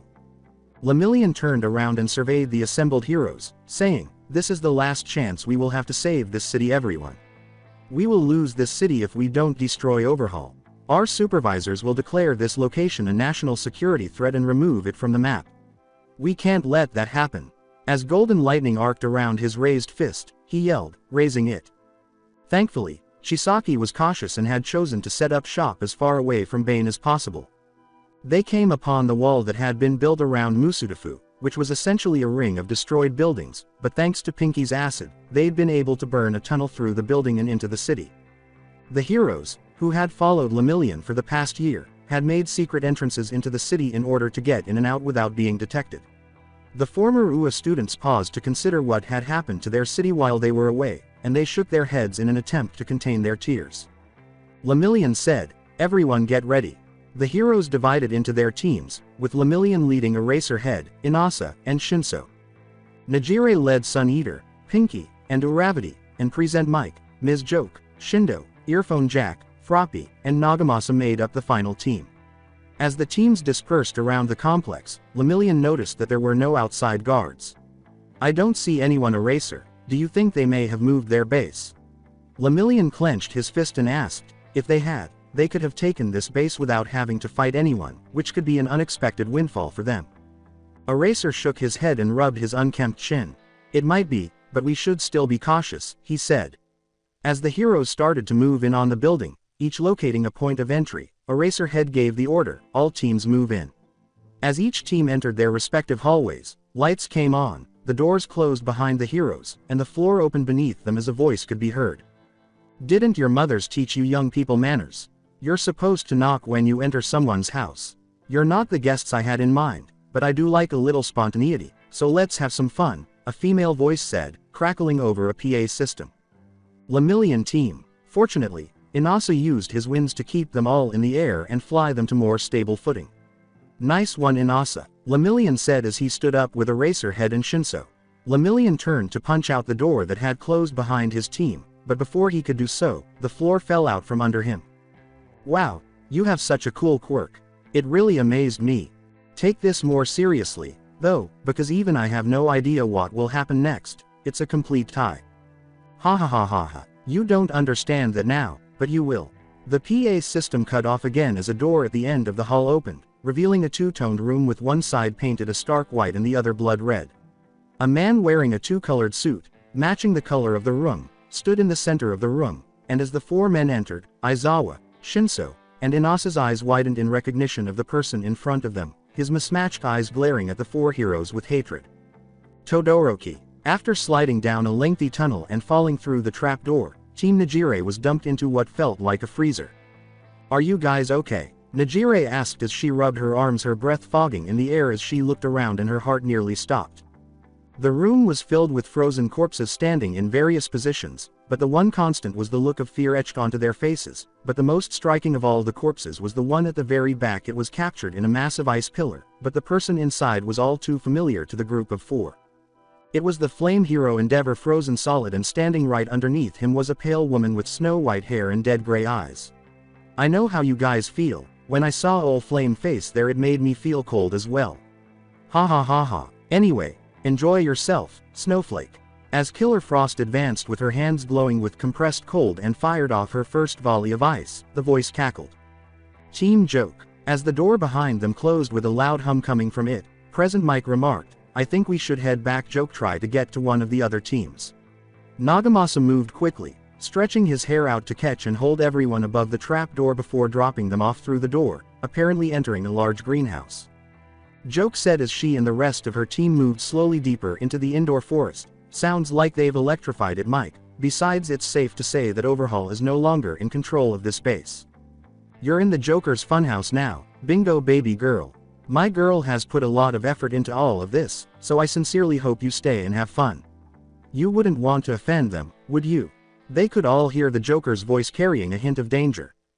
As the ground started to rumble and a huge plant emerged from it, revealing another well-known face, Joke remarked, "We have to play the game for now, Mike. If we don't, Joker's not going to stick to the rules either." Abara. Present Mike raised an inquisitive eyebrow above his spectacles, and the girl smiled softly as her flower throne fell to the floor, allowing her to leave. "It's great to see you, Mike-sensei. You didn't realize how accurate your accusation of me being an assassin at the sports festival was." Jiro's, Jack's and Nagamasa's hair combined to knock the roses out of the way as Abara hurled a flurry of them in the teacher's direction. Joker sat in a chair from a monitor room, holding Eri in her lap while they ate a bowl of popcorn. "Eri, isn't this entertaining?"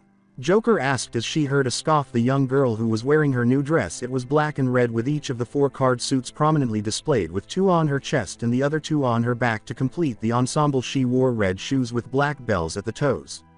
The older woman turned around staring at Scarecrow with a raised brow. "Something on your mind, Crow?" Joker inquired. "Like, why am I stuck here? This is terrible." As Joker picked up Eri and seated her in her chair, Scarecrow asked, crossing her arms as she approached the teenage girl. "The others are more than capable of handling this because I need you here, but in the extremely unlikely event that they are not, you will be my ace in the hole and my trump card." Before the Clown Queen returned to watching the show, the Joker stroked the girl's hair and said, "I need you." The girl smiled behind her burlap mask. "Why not just have Gigantomachia come over and sit on it or something, Bane?" Bane sat at a table and reviewed all he knew about Overhaul and his base, including what it would take to bring it down. Toga asked, tossing multiple knives at a dartboard featuring a picture of Chisaki before releasing them and doing it again. "I could do that, but I'm sure that he's being watched throughout Japan. If they notice him moving, it will be a sign that something is amiss in the city, and they may decide to relocate. I would prefer not to engage in combat with both Chisaki and the heroes simultaneously." The villain stood up and said, "No, one problem at a time." He was thinking about his other problem, which was that Spinner had been found dead in his territory with his head blown off. Bane assumed that Chisaki was responsible, but why kill Spinner and then not take over his territory? Sure, it wasn't big, but it would be a step forward nonetheless. He shook his head. There is someone else out there, but who is it? He asked himself, looking at his plans. It shouldn't take too much longer now, 2 days at most. He reassured himself more than Toga. As far as Aizawa and Shinso were aware, Todoroki was evacuated from the city along with most of the population in the early days of Bane's rule, so their surprise at seeing him here and in collusion with the Joker was incomprehensible. "Todoroki, what are you doing here?" As the young man in front of him flipped a coin, caught it in midair, and grinned, Aizawa heard a rough chuckle and asked. "Coin says I'm not telling you," he said as he went to release a large blast of ice only to be stopped by Aizawa's quirk, his one eye glowing red as Todoroki reached behind him, grabbing hold of his Springfield XD and fired off several shots, making the heroes scatter into 2 groups, Shinso and Aizawa moving to the white right side of the room and Lemillion and Inasa over to the left red side. Aizawa grit his teeth, using his quirk in only one eye took more of a toll than in both, and having that on top of the damage the Nomu did, his quirk's timing was severely diminished. He blinked, and in that moment Todoroki activated his ice, creating a large wall to block Aizawa's view, but left him open to an attack by Lemillion, who appeared right in front of him, his fist crackling with golden energy as he punched forward. Todoroki created a cloak of flames around himself, thinking it would stop Lemillion, but the hero passed through his flames unharmed as his fist slammed into Todoroki's cheek, sending him flying back before the dual quirk user created an ice wall to brace himself and opening fire once again, his bullets passing harmlessly through Lemillion. Todoroki snarled as he saw Aizawa using his scarf to scale his ice wall, and he threw away his gun's cartridge, replacing it as he rolled to the left, avoiding Lemillion, who was unaware that he had blocked Aizawa's view of Todoroki and was therefore unprepared for the bullets slamming into his leg and shoulder, causing him to fall off Todoroki's ice wall, nearly hitting the ground before Inasa caught him in a wind cushion before setting him down. He threw a barrage of flames at Todoroki, who retaliated with a stream of flames, which caused the wind to rise and punch a hole in the ceiling, causing debris to fall on the left side of the field. Shinso walked beside Aizawa, who was examining his teacher's wounds, which were not fatal or anything, but both of them were aware of the consequences of what had just transpired. They were in Overhaul's base, and Aizawa had undoubtedly been shot by one of Overhaul's quirk killer bullets, so it was safe to assume that Aizawa could no longer cancel out Todoroki's quirk, which was bad for their team given the explosive power Todoroki possessed. Shinso, use your brainwashing, see if you can get him to talk. Shinso nodded, then fumbled with the dials of his mask. Todoroki was on the defensive, blocking Inasa's wind with his fire and forming walls of ice to block Lemillion's vision so he could move out of the way before Lemillion could deliver another powerful blow. Suddenly, he heard Aizawa's voice calling out to him, "Todoroki, stop this, you're not a villain. Maybe we can help if you tell me what the Joker did to you." Lemillion was panting a little when he heard a scream, and he turned to the right to see liquid nitrogen spraying from the wall, spraying over Shinso as the boy was snatched away from the wall by Aizawa, who was hiding behind one of Todoroki's ice walls. "You were my student, and it's my responsibility to help you," Todoroki said, grinning as he pressed a button on his wrist just as Lemillion smashed his fist into the younger boy's side, slamming him all the way to the back of the room and planting him firmly in the wall. Lemillion turned to look at Todoroki, but he had already vanished through a secret door, so he hurried over to Inasa before Aizawa yelled, "What are you doing? Go after him." Inasa was walking forward on the opposite side when a vent opened beneath him and flames erupted from it, catching the wind user in an inferno. Inasa yelled, using his wind to douse the flames around him, but the damage had already been done, as his suit was charred, his hair was gone, and the exposed skin of his face was a brilliant red and sizzling. "I'll take care of these two, but you need to find Joker," the ex-teacher said, hobbling over to Inasa. In Overhaul's hands, this place was dangerous, but in Joker's, it's much more so. "No matter what, you must ensure that we have control over this location." Lemillion bit his lip, nodded, and hurried through the hidden entrance.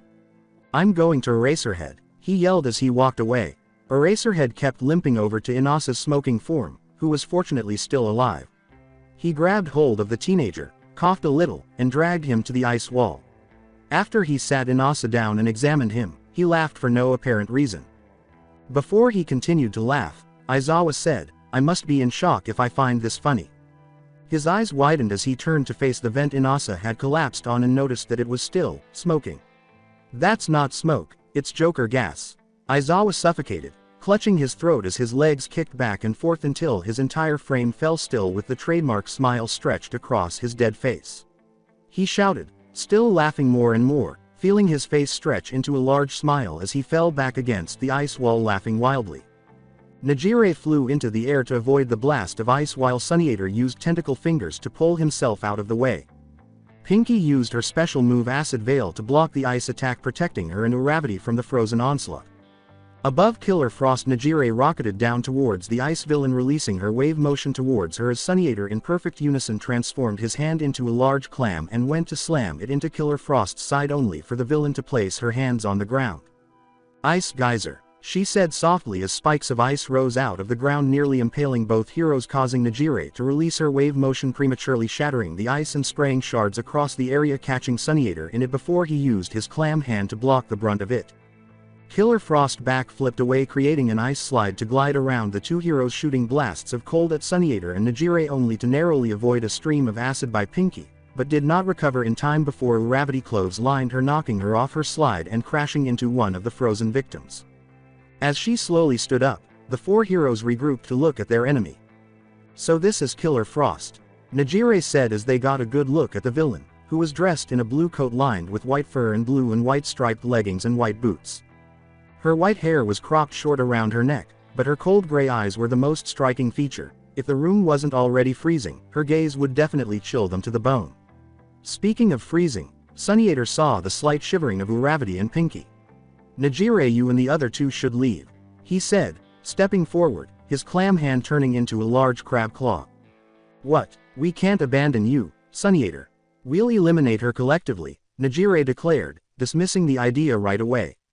"This place is too cold for you three. You will become weaker the longer you stay. I've mostly eaten seafood because they're more resilient to cold than you people. Go now, I've got this. If you stay, you'll get slower and slower and your power's necessary stamina will be depleted even more quickly." As Killer Frost saw her dead husband, he said, even though she knew he was dead, his eyes still made her feel afraid and reminded her of how weak and pitiful she was. As she saw the three girls rushing to the door at the end of the hall, she muttered to herself, "No, I can't let Shoto down again."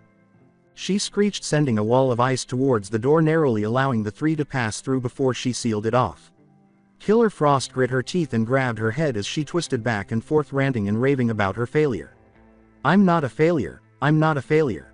Stop, I can and will fix this." Before the Joker spoke again, Sunniator saw ice begin to scuttle out from around Killer Frost's loss of control. "Chill, take a deep breath, my dearest. It's okay, I was going to ask you to leave those girls alive anyway, I'm sure they'd come in handy, and they're just so cute," the Joker said right away, ending Frost's outburst. Joker laughed while Killer Frost composed herself. Before shutting off the PA, Joker remarked, "Just deal with the hentai reject over there and I'll make sure those girls are well taken care of." As the mist in the room grew thicker, Killer Frost appeared to be exhaling fog as she took a deep breath and let it out slowly. Sunniator yelled, "No, I won't let you," as he swung his tentacle fingers forward in pursuit of Frost's silhouette. After gaining a hold, he snatched her forward, only to discover that he had taken one of her numerous victims from around the room. He started turning in a circle in an attempt to find her, but as soon as he turned his back, he felt a sharp pain in his leg and swung his arm, just missing Frost as she ducked back into the fog. Stupid mistake, he scolded himself. Sunniator looked down to see that an icicle had stabbed him through his right leg. As he pulled it free and watched his blood run down his leg and onto the ground, he hissed. He slowly limped around, trying to remain vigilant, when he noticed a flash of blue. He extended his tentacles once more, but his fingers became stuck on ice spikes that had been placed where he could see the light, causing him to yell. When Frost leapt back into the fog, he saw her and snapped at her, his crab claw slicing through her coat, causing him to grit his teeth and feel a cut across his back. As he pursued her, he growled.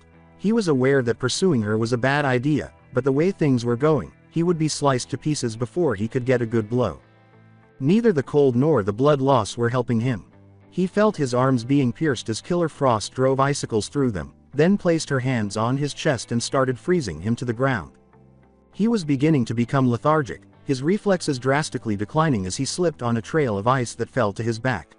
Sunniator made an effort to fight the confinement, but he gradually became weaker. Killer Frost was grinning piteously down at him when he last saw him. Before getting up and glancing at the door she had frosted over, she muttered, "Sleep tight." As they attempted to attack the group of 6, Shindo used his quirk to shake the ground, uprooting the many plants in the room, while Present Mike, standing next to Earphone Jack, used their sound quirks to pin down Abara. When Froppy was leaping from tree to tree, she tried to wrap her tongue around Abara, who hurled her vines around the frog girl's tongue.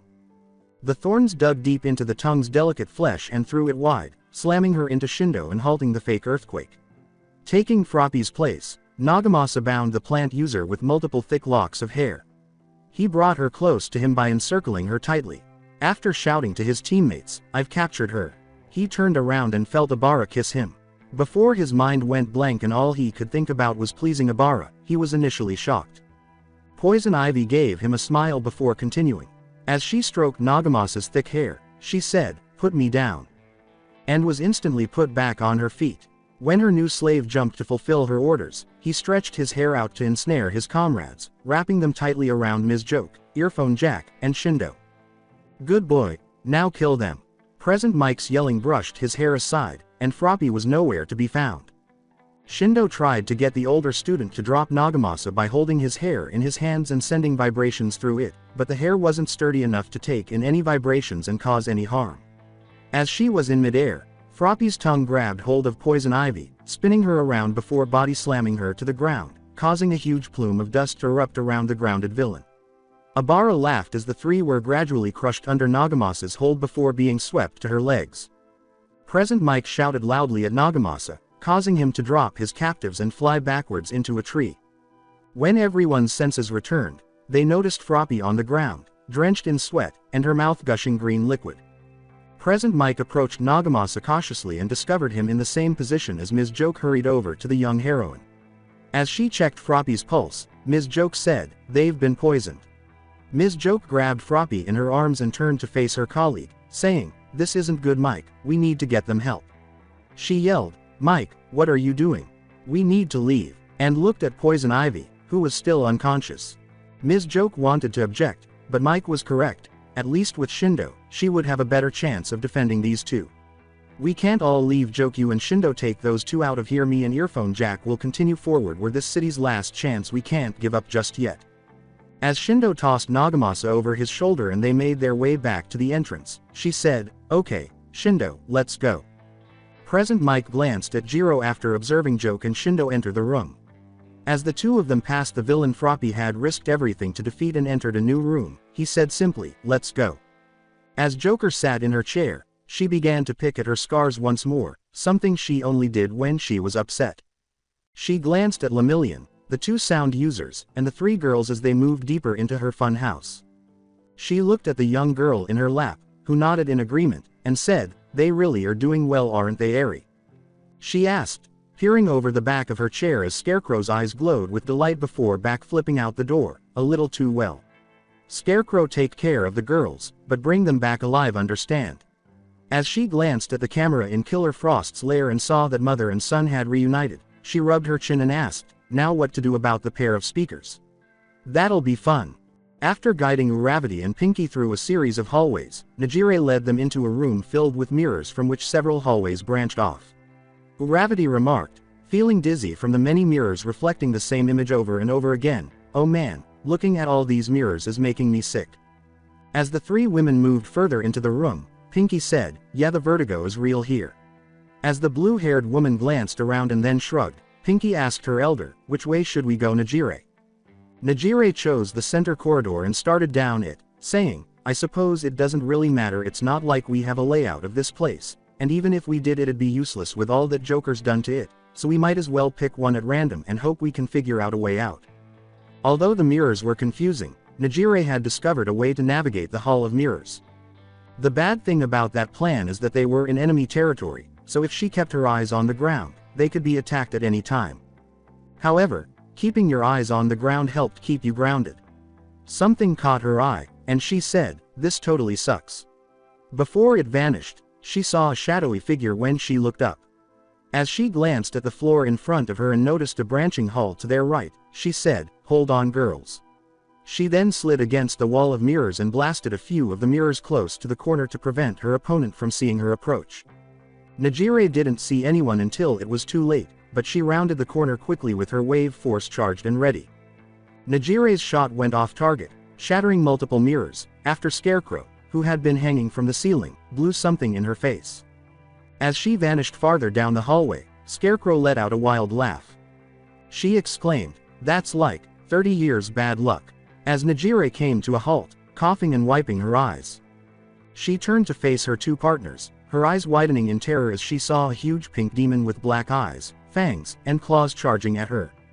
Beside it, there was a green and pink goblin-like creature that was rapidly approaching her. "What did you do with Uravity and Pinky?" she yelled, unleashing her wave force at them both, shattering all the mirrors in the hall. The pink demon escaped her blast by clinging to the wall, its claws melting the stone, and scattering glass shards and green blood across its body. As the demon threw itself at her, spraying a substance from its claws. Najire yelled again, "You monsters, where are my friends?" After witnessing the damage its claws had caused to the wall, she was anxious to flee by flying down the hall away from two beasts. "I can't believe I allowed this to happen. What might have happened to the girls?" Seeing her friend covered in cuts in her own blood, Ashido hurried back to Uraraka. Ashido yelled, "What the hell was that? Najire attacked us like we were the enemy." Uraraka sat up slowly and turned to face Ashido. Uraraka stood up, ignoring the stinging cuts all over her body, and followed Najire with Ashido. "She must be under the enemy's control, or maybe she's hallucinating. I saw some kind of gas or smoke come from the hallway right after Najire rounded the corner. We have to help her before it's too late." Najire fell to the ground because she was running low on energy. She had expended a lot of energy lately, and even though she was sitting, she felt as though she was having trouble breathing. Lemillion was there when Najire heard a footstep and raised her fist. She exclaimed, joyfully embracing her best friend, "Oh, thank God, Mirio, it's you." Instead, then Sunniator told me to leave him behind to fight Killer Frost, and I did, and he hasn't returned yet. I need your help. I can't find Pinky or Gravity, and there are these monsters hanging around, not to mention some kind of scarecrow person. She yelled, even faster than she usually does. Lemillion stepped forward and said, "Najire, calm down. First things first. We should take care of these monsters, and Scarecrow, then we'll put an end to Joker." Najire turned to face the two monsters. Najire yelled, "You're right, Lemillion, let's put these guys down." As she and Lemillion hurried over to the two animals, Najire was with a scarecrow of some sort when Uravity and Pinky turned the corner, but they were conversing like old friends. Pinky questioned, "Who is that Uravity?" before Najire called Lemillion's name. Uraraka said, "She's the one controlling Najire Ashido. Listen, I'll take on the scarecrow and you handle Najire. You'd be a better match for her maneuverability than me." Ashido then sprang into action, sprinkling acid at Najire, who dodged perfectly before firing off another wave motion blast that just missed the pink team. Uraraka said, "Release Najire from your mind control," as she advanced to confront Scarecrow, who deftly sidestepped Uravity as though her blows were being delivered slowly. Scarecrow responded, exhaling more of her glamour mist, "How about I do this instead?" Uraraka, who had witnessed this before, held her breath as she seized Scarecrow's arm and punched her in the face, causing blood to splash across Uravity's hand and face. As the young girl saw Scarecrow fall to the ground lifeless, she froze. "Uraraka, what did you do?" Ochako asked, looking up to see Mina and Najire staring at her in dismay. I didn't. No, she can't be." Ochako collapsed to her knees, clutching Scarecrow's wrist without sensing any pulse. Uravity screamed, "No, I didn't meant to kill. You have to believe me, please," as she started to cry more intensely after noticing her friend's critical expressions. Gazing at the three girls standing in the center of the room, savoring her glitz, Scarecrow grinned. The truth is that she had planned everything from the minute the door opened, and they had been in her world from the moment they entered this room. As she approached the three girls and shot them each in the arm with a tranquilizer, which would obviously destroy her illusion, she couldn't help but giggle evilly.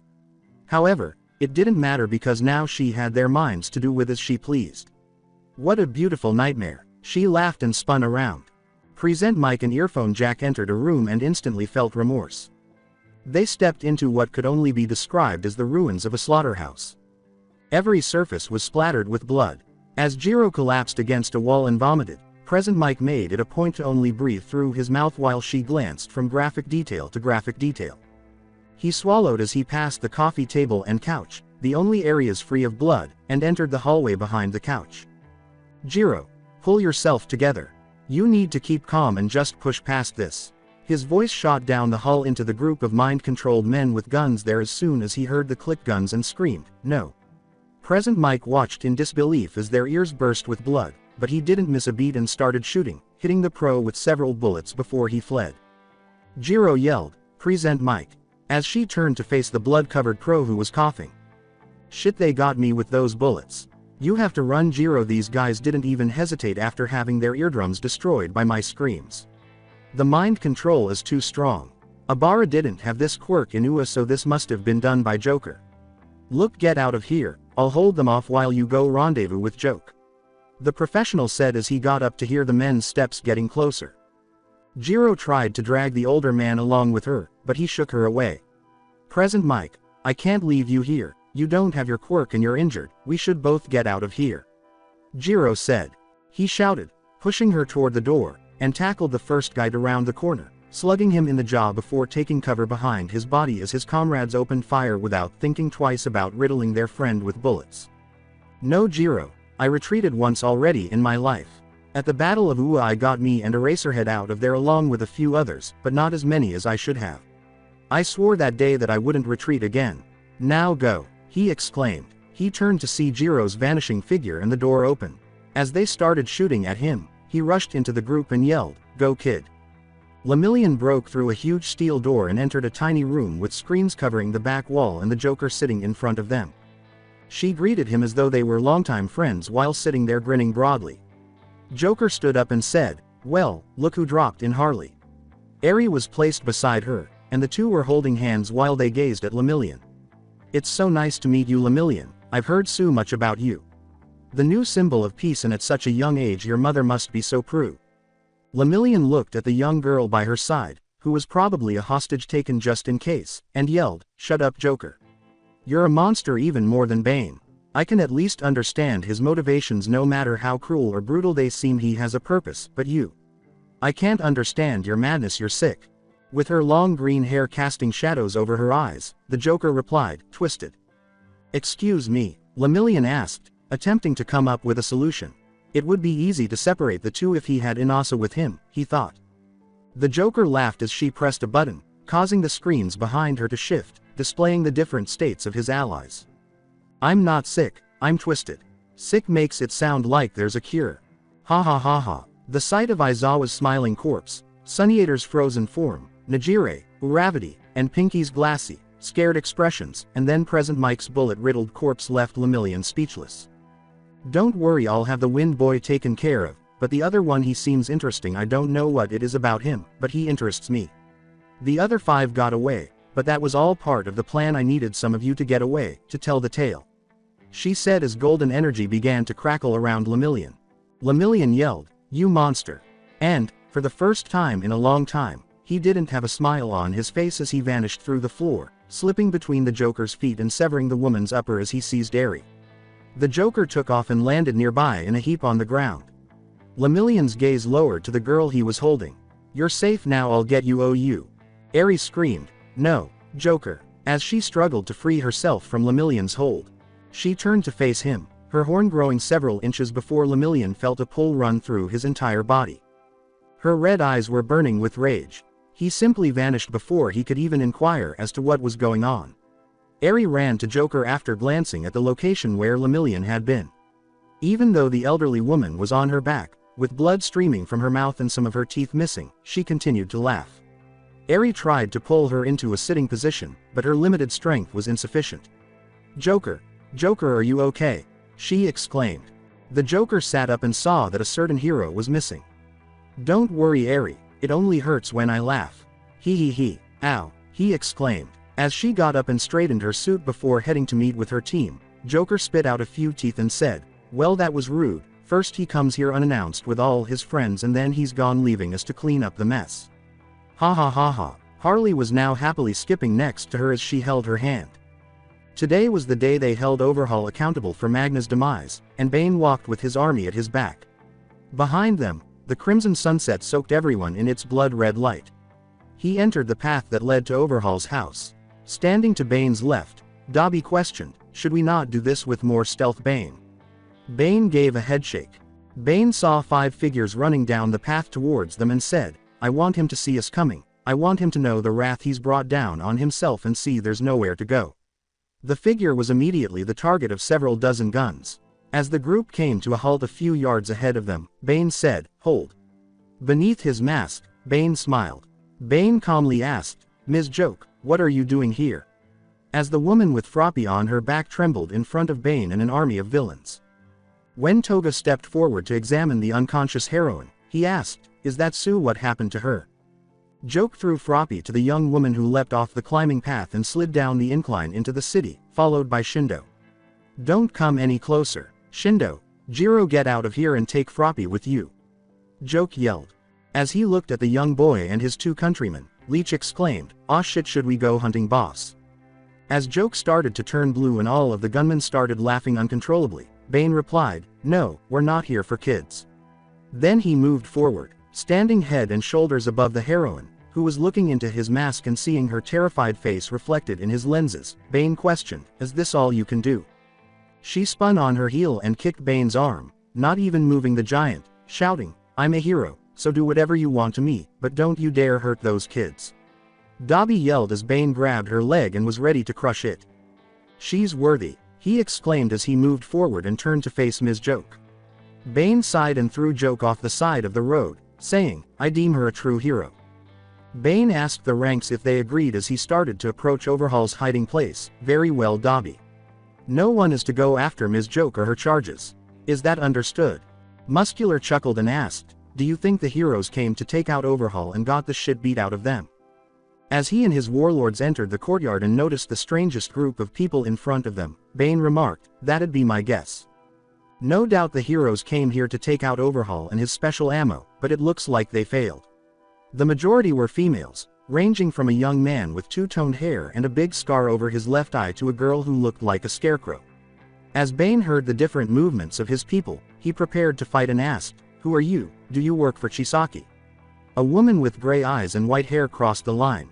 Approaching the front door, Killer Frost greeted Bane, saying, "I am Killer Frost, and on behalf of the Joker family we welcome you, Bane. Joker is eager to see you. I'll take you and only you to her." "Shit bitch, screw you. We follow the boss wherever he goes." Muscular yelled as two flames, one red and one blue, collided in front of the big blonde. "Don't disparage my mom." As Dobby followed suit, Two-Face snarled and stepped forward, staring at each other until Killer Frost intervened. "It's been a while, hasn't it, Tuya?" Killer Frost turned from Shoto to Dobby and said, "Ivy, would you please lead Bane inside? I need to speak with my sons," Ray said, caressing Dobby's face as his shocked eyes widened. "Mom." Bane collected himself and said, "One task at a time." His question startled the entire crowd. Following Ivy, Bane said, "I'll be fine. Besides, the Joker has been a morbid curiosity of mine. I just haven't had the time to look into its good. I'll get this out of the way, and well, we do owe them for taking care of Overhaul for us." He also ordered, "Wipe this place off the map if I don't call you or am not back in 10 minutes. To which he received a resounding, "Yes, sir." Bane followed the shape of Poison Ivy down the hallway, and if he was not mistaken, he was certain that he had seen this girl at the US Sports Festival, but that didn't matter anymore. They soon came to a living room, which he assumed had a couch and a coffee table.